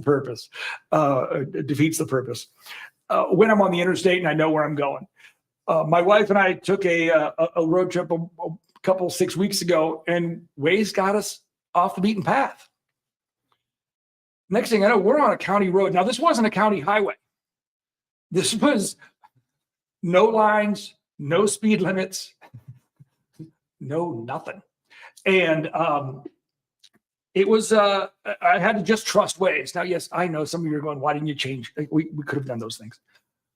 But the other thing I noticed about Waze is it started to sound like my parents' scripts. It started to say things like, go back. Especially, when I turned off and finally tried to find another way, it said, you turn, you go back on the path. That's not what we do. And suddenly I heard my ancestors and parents' voices saying, this is what we do as a family. We don't go there. We don't root for that team. So to spark that for you, to see what your baseline of what does get your emotions going, I'm going to go back to some of the sports analogies that Michael and Karen used. We're in the heart of the football season. We're coming into playoffs for the baseball. We're in baseball playoffs. Let's suppose you're going to your relative's house that has the biggest TV and the best sports subscription package, and to watch the family team that you're all rooting for it, and you wear your rivalry's colors. So you're Ohio State and you wear Michigan, or they're Alabama and you wear anybody else, right? I mean, it's pretty much that way. When we see the Ravens and anybody, or Detroit and Yankees, you pick. There's going to be some resistance. Heck, Monday night I showed up without just with regular clothes and I got grief. I mean, it's kind of real. So what if it's not sports? What if it's you pull up an electric car? How's your family going to feel if you're driving a Tesla? What are they going to say? I know a family that used to be oil distributors, and one of the kids bought a Tesla. And the father said he hates the oil business so much, he bought an electric car. What if you don't want grandma's china? She's passed away. We're trying to clean things out, and they want you to have the china. And I don't want it. What happens? What if you don't want to go to the Christmas with everybody? You want to start your own traditions with your family, with your spouse and your kids. Are there emotions attached to that? Is there judgment involved? What if you want to become a salesperson and you're like Dave Mattson and came from a family of educators? Do you think there's much of a pushback on that? What if you want to get a cat, for heaven's sakes? So some of those things, I'm hoping that some of that rings true, because here's what happens. What if I want to make $1 million a year? And these new steps, this new GPS programming that I want to go after, is in my best interest. It's going to help me grow and better my life the way I want it to. Because at the end of the day, you're the one in charge of your life. Sad but true. So what are your choices? It's your life. It's a one-act play. Let's live it by design, not by default. And if you have any issues, you still haven't quite connected the dots on how sometimes our programming can kick in and predetermine what we can and can't do in life. For those of you that are OC fans, Team Brody, Team Seth kind of stuff, Adam Brody has a new show with Kristen Bell on Netflix called Nobody Wants This. Now, the fact that the title is Nobody Wants This is evidence enough that everybody in the show doesn't want them to do what they're doing. There's a lot of pressure. There's a lot of scripts that come into play about what people can and can't say. Scripts as in emotional, not Hollywood. So have some fun with that. So what's this mean with debriefing? What's that have to do with sales, Bob? Imagine you're meeting with your sales manager, like you do, and they say, how'd your meeting go? And you say, it was a good meeting. I think we're going to get some business from them someday. And your manager says, how come? And you said, because. And you're not really have a lot of data to back it up. Well, that doesn't really, that's not good data. What I want you to be able to do is be as objective as possible and not justify, explain, and defend in your debrief sessions. Justifying, explaining, defense, we lose all clarity, all objectivity, and it's murky and cloudy, and we are condemned to repeat the past because we have not learned from our history. So what a better debrief might sound like is if your manager says, how'd it go? And you said, I think we got about an 80% chance, and here's why. I know that their production line goes down about once a month. It's been happening for about 6 months. They lose about $1 million every time it goes down. They have a scheduled maintenance shutdown on the calendar for January. They've got other things on the list. I haven't talked to the floor manager, ops manager. I know he's got some other things on the list. I don't know where this ranks. The plant manager, it's important because bonuses are about evaporated, and frankly, his head's on the chopping block if he doesn't get this fixed. I know they're going to need about 30 man hours to help us make things happen.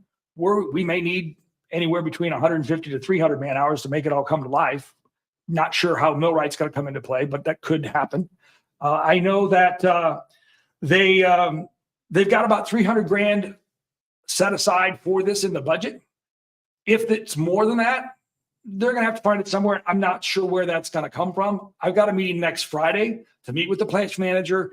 And more importantly, what I don't know is I don't know what the other people on the decision process think. I know the plant manager wants it. I don't know about the ops manager. I don't know about the finance guy. I know it's in the budget, but I'm not comfortable with it yet.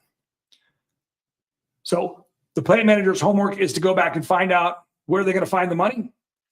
I'm going to meet with them next week, and we're going to meet with other decision makers to figure that out. Why is that important for a manager to know?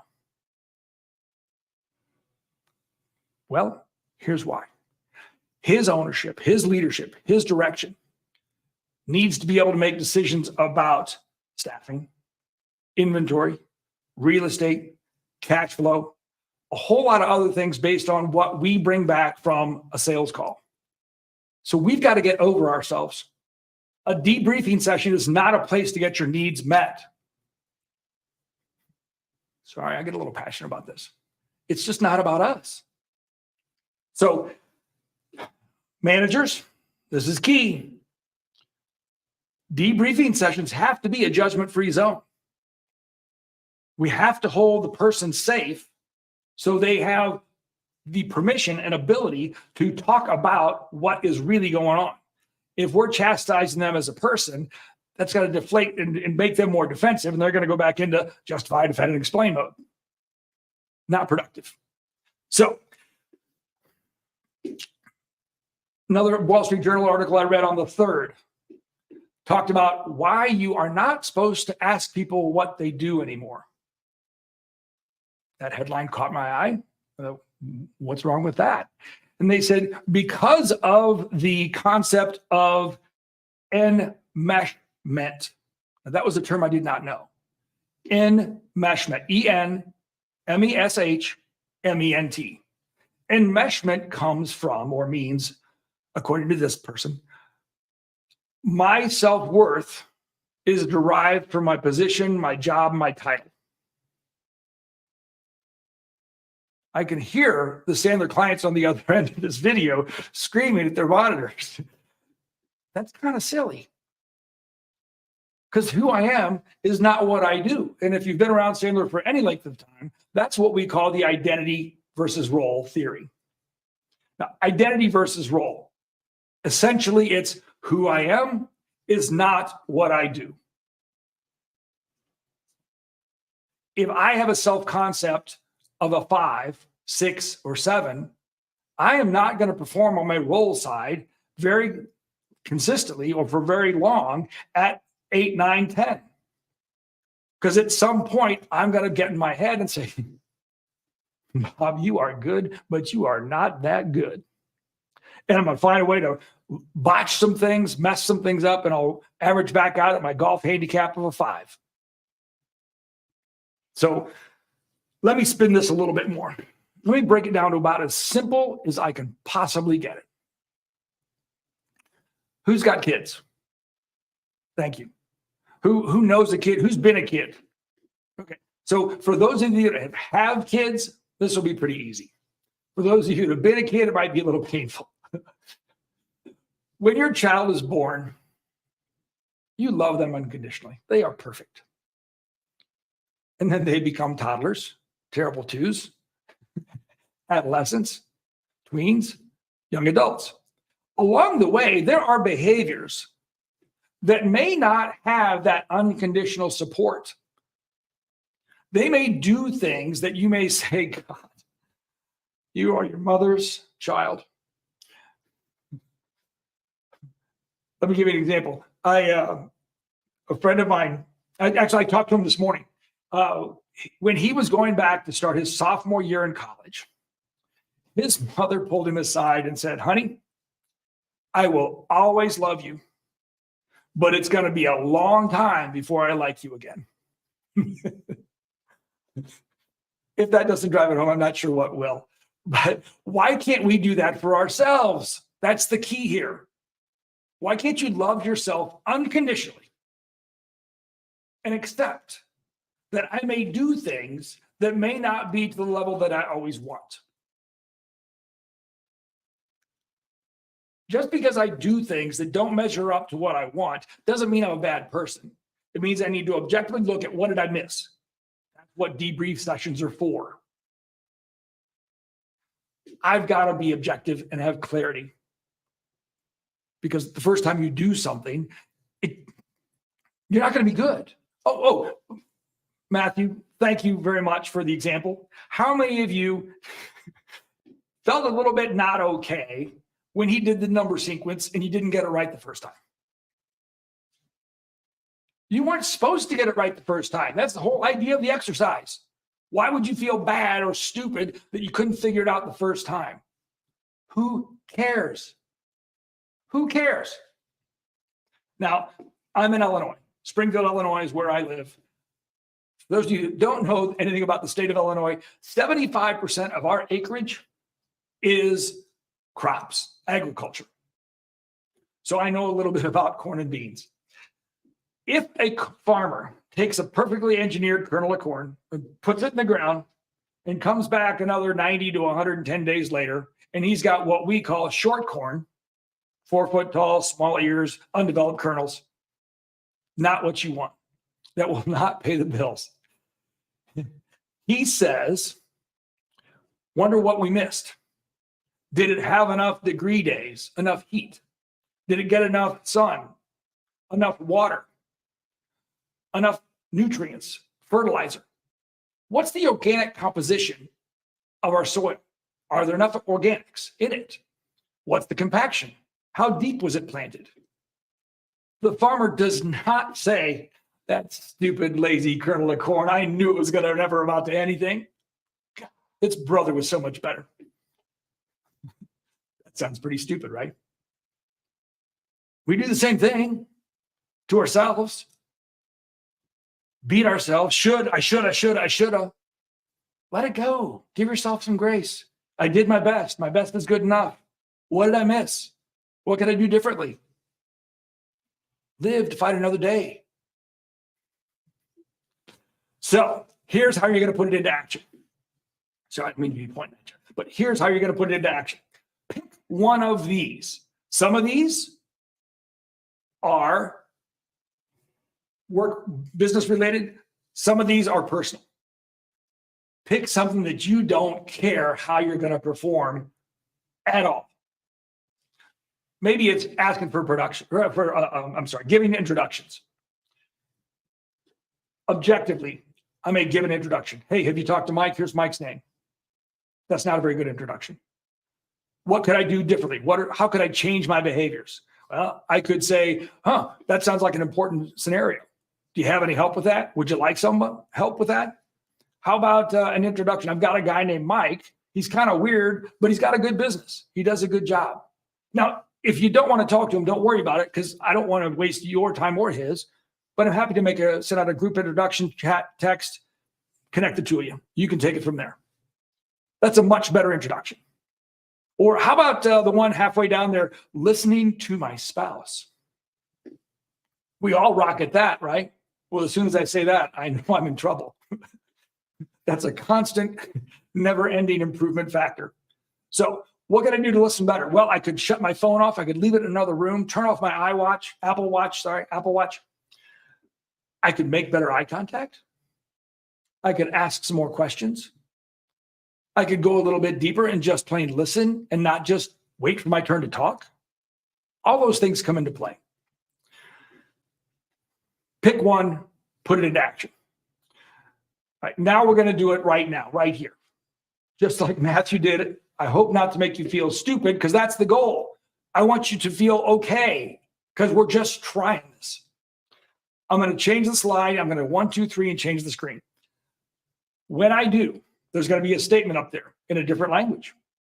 Some of you will know it. I see somebody in the chat window that I know will know it.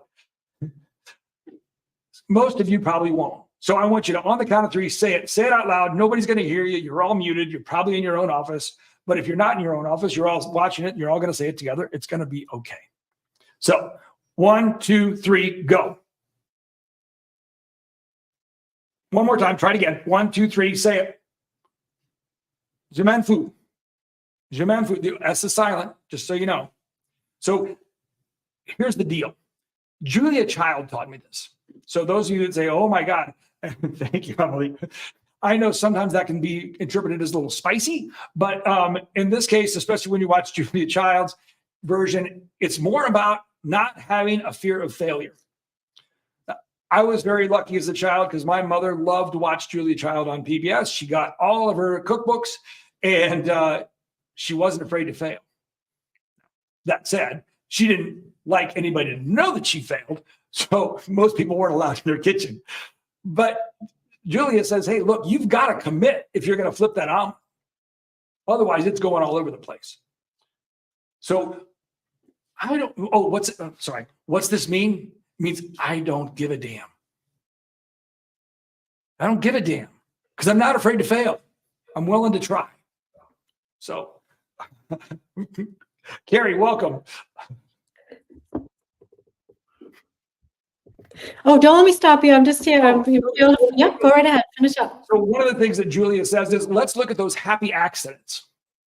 I was lucky enough when, well, not myself, my kids actually, they were visiting my mom and dad one time, and my mom put salted butter in a brownie mixture, heaven forbid, and she let out an expletive and started to throw the batter away. And my dad was smart enough to hear what happened, and he threw his newspaper up in the air and said, kids, grab a spoon. So my kids went running in, and they, with my father, ate the rest of the brownie batter that had the salted butter. So it was a happy accident. They still tell that story today. It was probably 20 years ago. But look at those mistakes you make and learn from them. Get comfortable being uncomfortable. Leverage your debriefings in an objective way, and your income will excel. Thanks very much. Thanks, Bob. That's great. IR theory is one of my favorites. I think it's so important to really think about who we are versus what we do, and really great presentation on that. Thanks so much. We have our last presentation of the day, but last but not least, as always, Suzette Patterson. She joins us. She's in one of my favorite locations, Frisco, Texas. She's been doing what she does with sales leadership and coaching and training for 20 years now, 20 years plus, and really has a specialty in focusing on sales process and developing sales leaders. So I think she's the perfect speaker to round us out with GPS for scaling your business. So Suzette, welcome. Thank you so much for joining. Thank you so much, Carrie. I'm super excited to be here. I don't know if many of you have been on the webinar all day or you're just joining now for GPS for scaling your business. Either way, I hope you're getting a ton of good things out of it. I was just listening to the last part of Bob's presentation. I was taking notes for myself. So thanks for that, Bob. So we're here today to talk about the GPS for scaling your business. And before we dive in, I want to kind of start with a story. My guess is that you all either stayed or you logged on today because you're in the process of scaling your business. Aren't we always in the process of scaling our business? I think so. Right? But you may be bumping into some challenges that you need a little help with. So my goal for today is maybe to touch on some things that may resonate with you and give you some ideas about how you can solve for those challenges. Before we do that, though, I'll start with this. So as I was thinking about and preparing for this talk today, I was thinking about the navigation system, the built-in system in my new car. So 3 years ago, I leased the same car, right? And it had this beautiful built-in navigation system. It features this car, a 14-inch screen. A large part of the user manual, okay, is about how to use the navigation system. It's quite beautiful. I think it would be very easy for me to use this navigation system, not have to look down at my phone. You know, that sort of makes sense to me, right? So if I told you how many times I actually used this system in 3 years of owning this car, you might or might not be surprised. I used it less than 10 times in 3 years. Crazy. The question is, why would I do that? Why would I have this technology in my car that I just absolutely don't take advantage of? And then I started thinking, wait a minute, is this a Suzette problem? So, as I do quite often now, I asked ChatGPT to tell me, How many car owners with built-in navigation systems still use smartphone apps?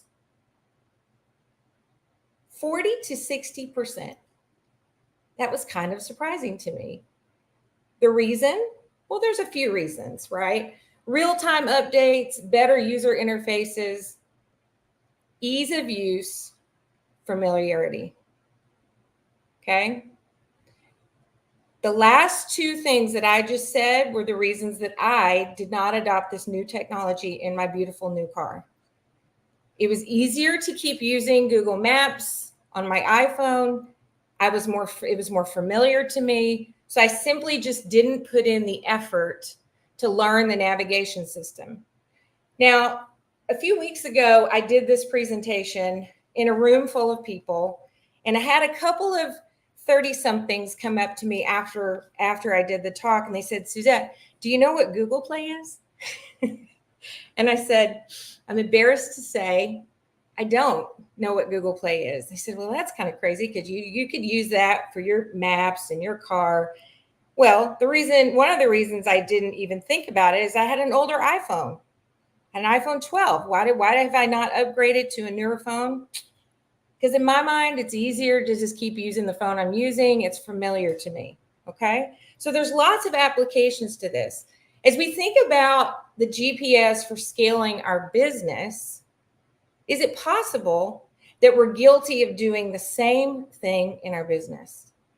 I encourage you to think about things that you may be doing that are not as effective or efficient as you want them to be because you're sticking with the thing that's easier or more familiar. Okay? So leaders who achieve remarkable results strike a balance between the strategic big picture thinking and focused attention to the small actions that make the big difference for your customers and your business. So here's my first question for you, my friends. What are your biggest challenges with scaling your business? What are your biggest challenges with scaling your business? And I understand we have a very big group here today. So we're going to have business owners, solopreneurs, sales leaders, individual contributors. I'm sure we have a lot of folks that are sitting in the C-suite today in their organizations.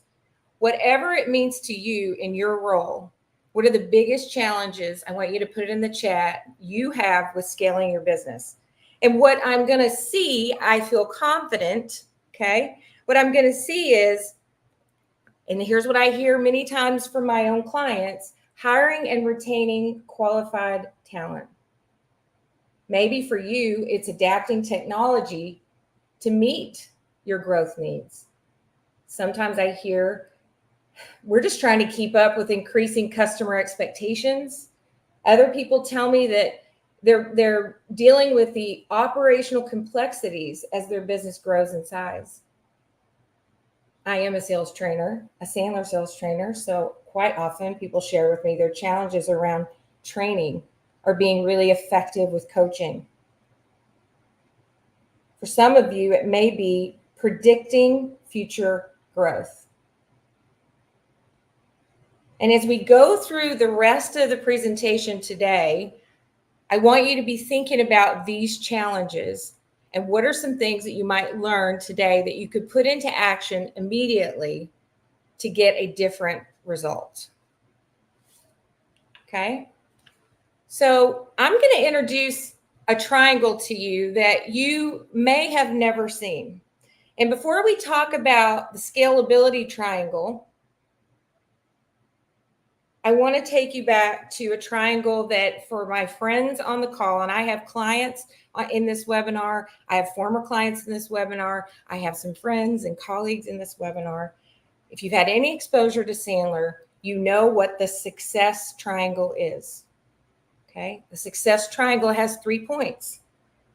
It starts with our behaviors, the things that we do consistently day in and day out to get us to our goals. Then we talk about attitude in the success triangle. What belief system, what mindset, what attitude are you bringing into your business every single day? And then what are the techniques that you've learned and that you're putting in, you're implementing to make you really good at what you do. So behaviors, attitudes, and techniques. And we believe in Sandler, it takes all three for one to be successful. So as I started to think about the GPS for scaling your business, I thought we should have a triangle for that. And in the points of this triangle are three things. So there's accountability, predictability, and strategy. So as we're looking at the challenges and you're thinking about the challenges, and I'm seeing those in the chat, I want you to then think a little bit deeper. If you had to put one of those challenges in scaling your business into one of these three areas, which one would it be? And I'm going to help you unpack all three of these components of the scalability triangle. So if we talk about accountability, and that's the first point in the scalability Sandler triangle, what does accountability mean? And you see a few things here on the slide. I think one of the most important things we can talk about when it comes to accountability is, are you setting clear expectations with your teams, or frankly for yourself, if that's the case? I'm going to tell you a little story about an individual sales contributor. And for the sake of the story, I just made up a name. So for all my Caitlins on the webinar, this is not about you. In my story, this individual contributor is Caitlin. Caitlin was hired by her company and was told she needed to go sell net new logos for her company. That's it. Just go sell net new logos for our company. Sounds pretty simple, right? But is that the right way to do it? What she didn't have was a roadmap. She didn't have a plan to set her up for success. She had no direction. Just go sell net new logos. No clear expectations. So the question is here, if Caitlin doesn't close any net new logos in her first year, did she fail? When we talk about accountability, it begs the question, what are we exactly holding Caitlin accountable to? With no behaviors, no roadmap, no plan, the only thing we can measure is the result. And if all we're measuring is the result, how can we possibly hope to make any adjustments if we need to?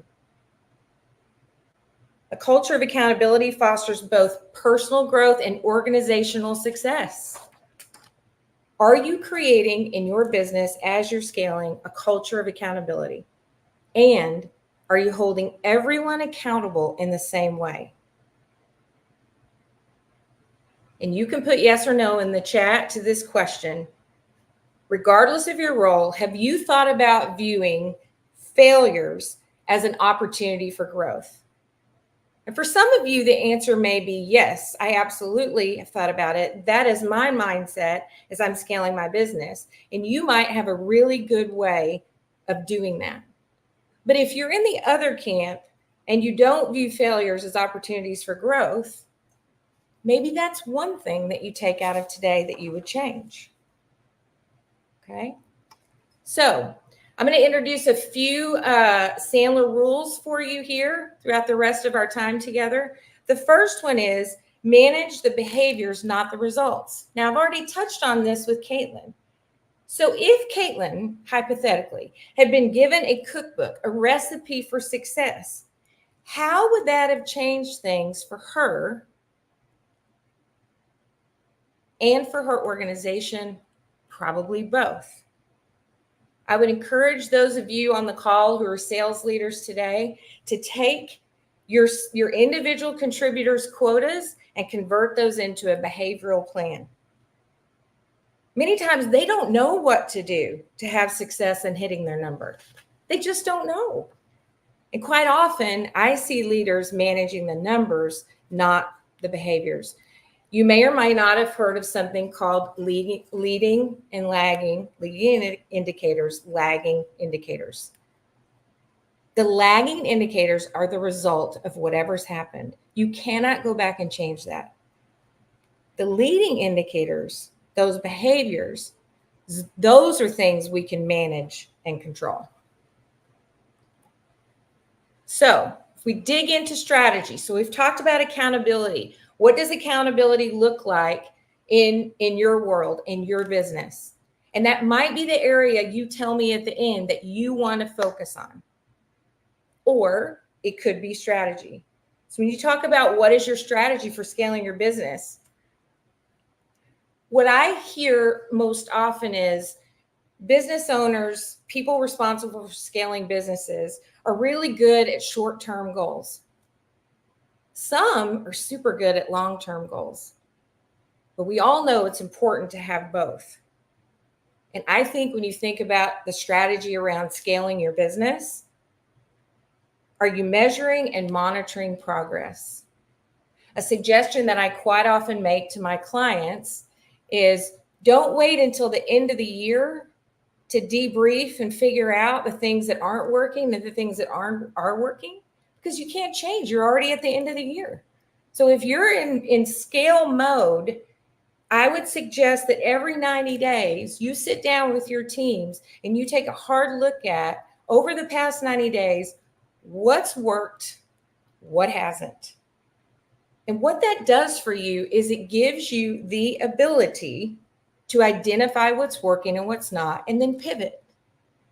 Wouldn't we love to have the opportunity to do that early on in the year rather than at the end when we can't go back and change anything? So every 90 days, best practice, sit down and look at all of your processes and figure out what's working really well that we need to do more of, and what's not working at all for us, and how do we need to change that? How can we change our strategy? So we talk about using a common process.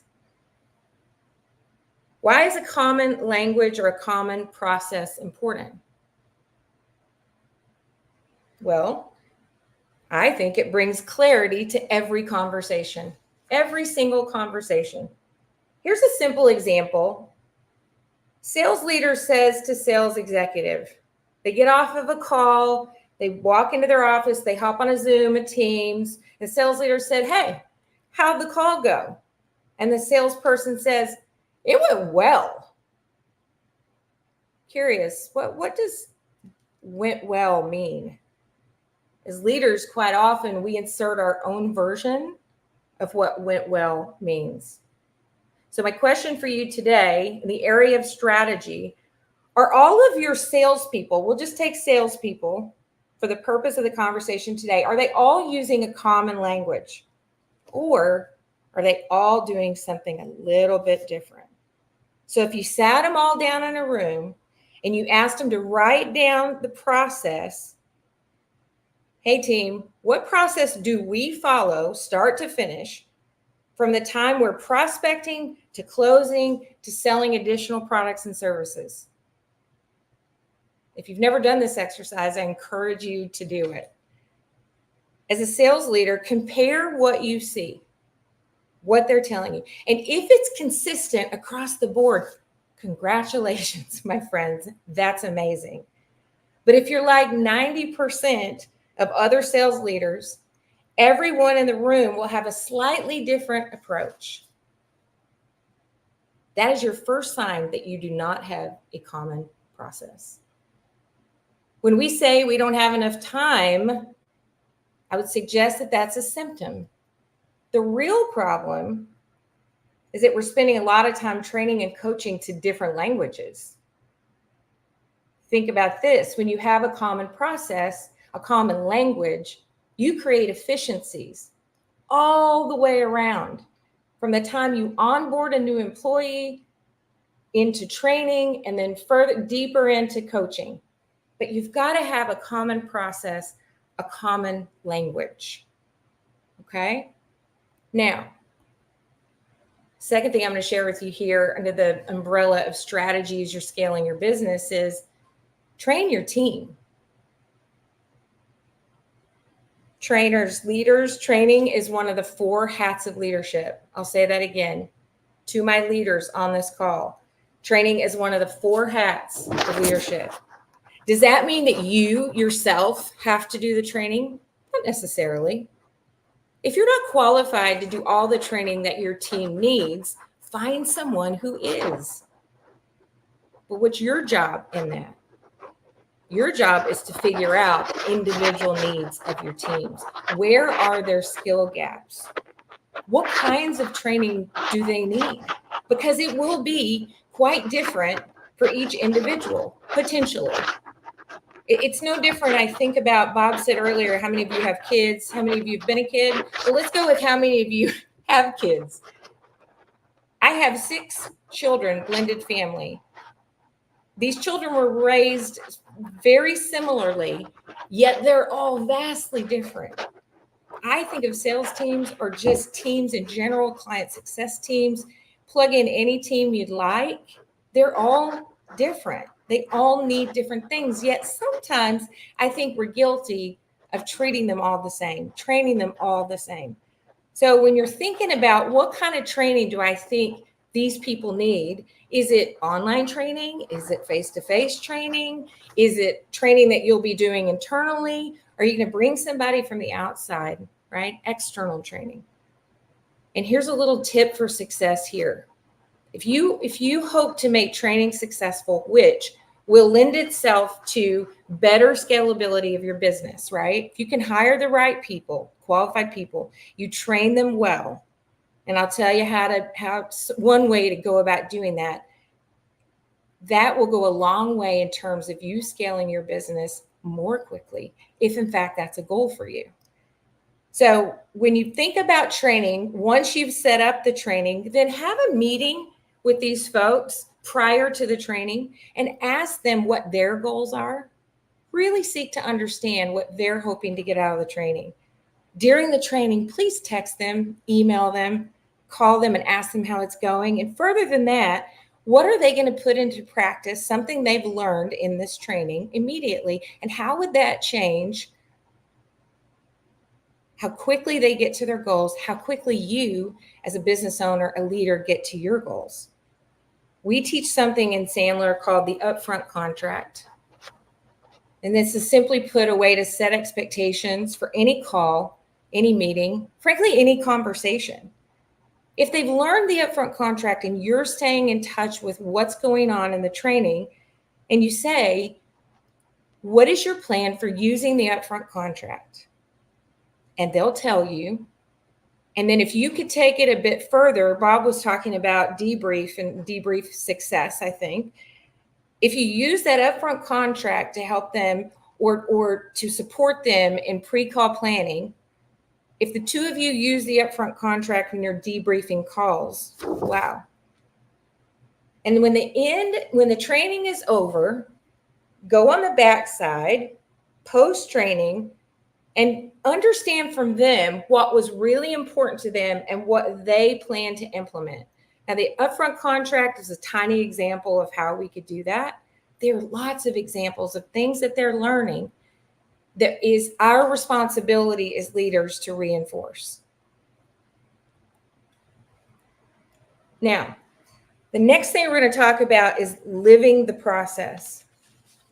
So if in fact you have a process, but you're not reinforcing it until it's second nature for everyone, you may be missing out on some great opportunities. Make sure that your process is a part of your leader's daily routine. From day one, when you hire someone and you onboard them, teach them the process. Coach to the process. I would encourage you to identify the top 10 coaching scenarios in your world. Embed the process in your CRM. Make your debrief process match the steps in your sales process. And as a leader, you must model the behavior and use the process. It's just like with our kids. For all of my friends who are parents like me, they always watch what we do. They don't always listen to what we say. So if you are modeling the behavior, you are living the process, it is second nature for you. It will be that for them. And as we switch gears here into the third part of the scalability triangle, I want you to put in the chat What are the key reasons that prediction is crucial for scaling your business? Let me know what your thoughts are. What are the key reasons?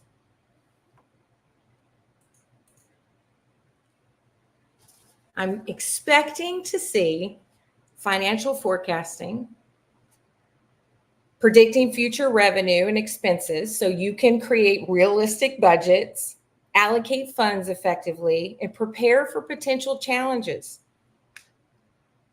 Resource planning is one I hear quite a lot. Yep, I see planning there in the chat. Identifying potential obstacles in advance through prediction enables you to develop contingency plans and mitigate risks associated with scaling your business. Good. Plan appropriately for delivery. Yes. Scheduling. I love it. Keep those coming in the chat. And while you're continuing to put your answers in the chat, and the question was, why is prediction so crucial for scaling your business? I want you to think about how confident, if you are in fact a leader, a sales leader in particular, how confident are you when it comes to accurate sales forecasting? How confident are you? Are you doing what I did with the navigation system in my beautiful car? And you're saying that's nice and that would probably make it easier for me, but it's hard because then I'm going to have to learn something new and I don't want to stop and take the time to learn it. Are you doing that when you're sales forecasting? Are you doing what's easy and familiar, but is that really getting the results that you want? Are you making sales strategy adjustments?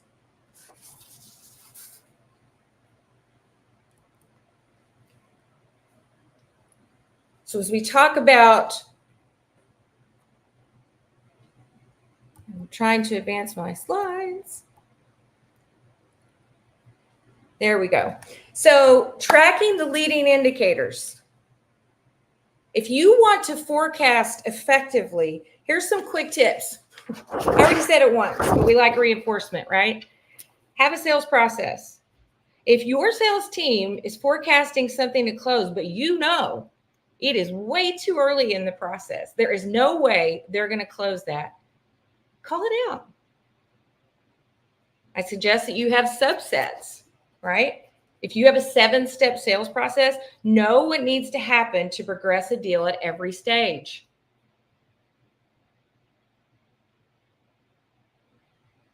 Stop tracking lagging indicators, track leading indicators, behaviors, manage their cookbook. If you know what behaviors it takes to hit their goals and they're not doing it, they will not hit their numbers. And as we talk about accurate sales forecasting, this is something I see all the time. Salespeople don't get complimented when they disqualify an opportunity. They don't. In fact, sometimes we beat them up for taking opportunities out of the funnel. If we do that, we will encourage bad behavior. They'll continue to put opportunities in the pipeline that are not qualified, which will affect your ability to accurately forecast. So compliment people when they disqualify opportunities. We love this in Sandler. It will save you time, energy, and resources.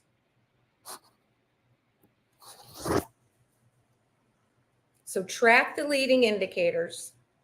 As we talk about the scalability triangle, and you remember the 3 points of the scalability triangle: accountability, strategy, predictability. If you had to put back to the very beginning, and I saw the challenges, right, that you were putting into the chat, I see here, Manny, getting alignment of multi-generational teams to achieve high sales numbers. Yeah. So Manny, if you had to put that in a category, where would you put it? I think that falls under accountability. And then what are some things you can do to change that?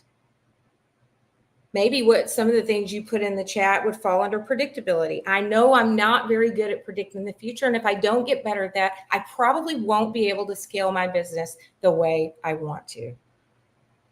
So I want you to start putting in the chat in one of these three areas, okay? Accountability, strategy, predictability. And remember, you might say in accountability, I'm not setting clear expectations with my teams. I think I could do a better job of creating a culture of trust and transparency, a culture of accountability. Maybe you're not doing a great job of fostering personal growth. You're hyper focused on organizational growth. They're both important. You might put in the chat, you want to work on strategy. I know we need a common language, a common process. I understand the importance of training our team, but we haven't put an emphasis on that. And as a leader, if I do a gut check, am I living the process? Am I modeling the behavior? Is the process and the common language second nature for everybody on my team? Or you might tell me it's predictability. I can't predict accurately. Right? I'm tracking the lagging indicators. I'm tracking the result. Remember, you can't change that. And that won't help you get better in terms of predicting what's going to happen in your business. Okay? Track the leading indicators. You can control those. Those are the things that you do. Those are the things that they do to get you where you're going in terms of scaling your business. So as we wrap up, the question is, are you doing things in your business like I did with my NAV that are probably easier and more familiar, but maybe not as efficient or effective? And if I did something that was different, what would that change in my business? If we created a culture of responsibility and accountability and had a strategy, would that lead to our ability to more accurately predict what will happen in our businesses? My friends, it was great to be with you today. I wish you all the best as you continue to scale, grow, and scale your business. And usually when I end a talk, I say good selling. I decided today I'm going to leave you with good scaling. I love it. That is such a great message, Suzette. Thank you so much for being here with us today, and so many great points for us as we think about scaling our businesses going into 2025 and beyond. Well, as we wrap up, everyone, I did just want to give one more shout out to our in-person summit, again, coming up on April 2nd and 3rd in 2025. Make sure that if you've tuned in with us today, you use the code at the bottom of your screen, VS-2025, to get your $150 off discount. You don't want to miss this event. It is going to be a game changer for both you and your business moving forward. Yes, and as we revealed earlier, one of our keynote speakers will be Jennifer Jo Cobb. She is a big NASCAR racer, and she's going to help us with that GPS for success, navigating the sales change. So really great day today. Thanks to our attendees. Thank you to our speakers. Thanks to the production crew. And thanks, Emily. You're always the hostess with the mostest there. So thank you, my partner in crime. I appreciate you. Oh, and I don't want to forget, this is obviously we have a lot going on in the country with hurricanes, and we had the chance to hear from Operation Barbecue Relief. So don't forget to check them out too at obr.org if you're interested in contributing. Thank you all so much for being with us today, and good selling.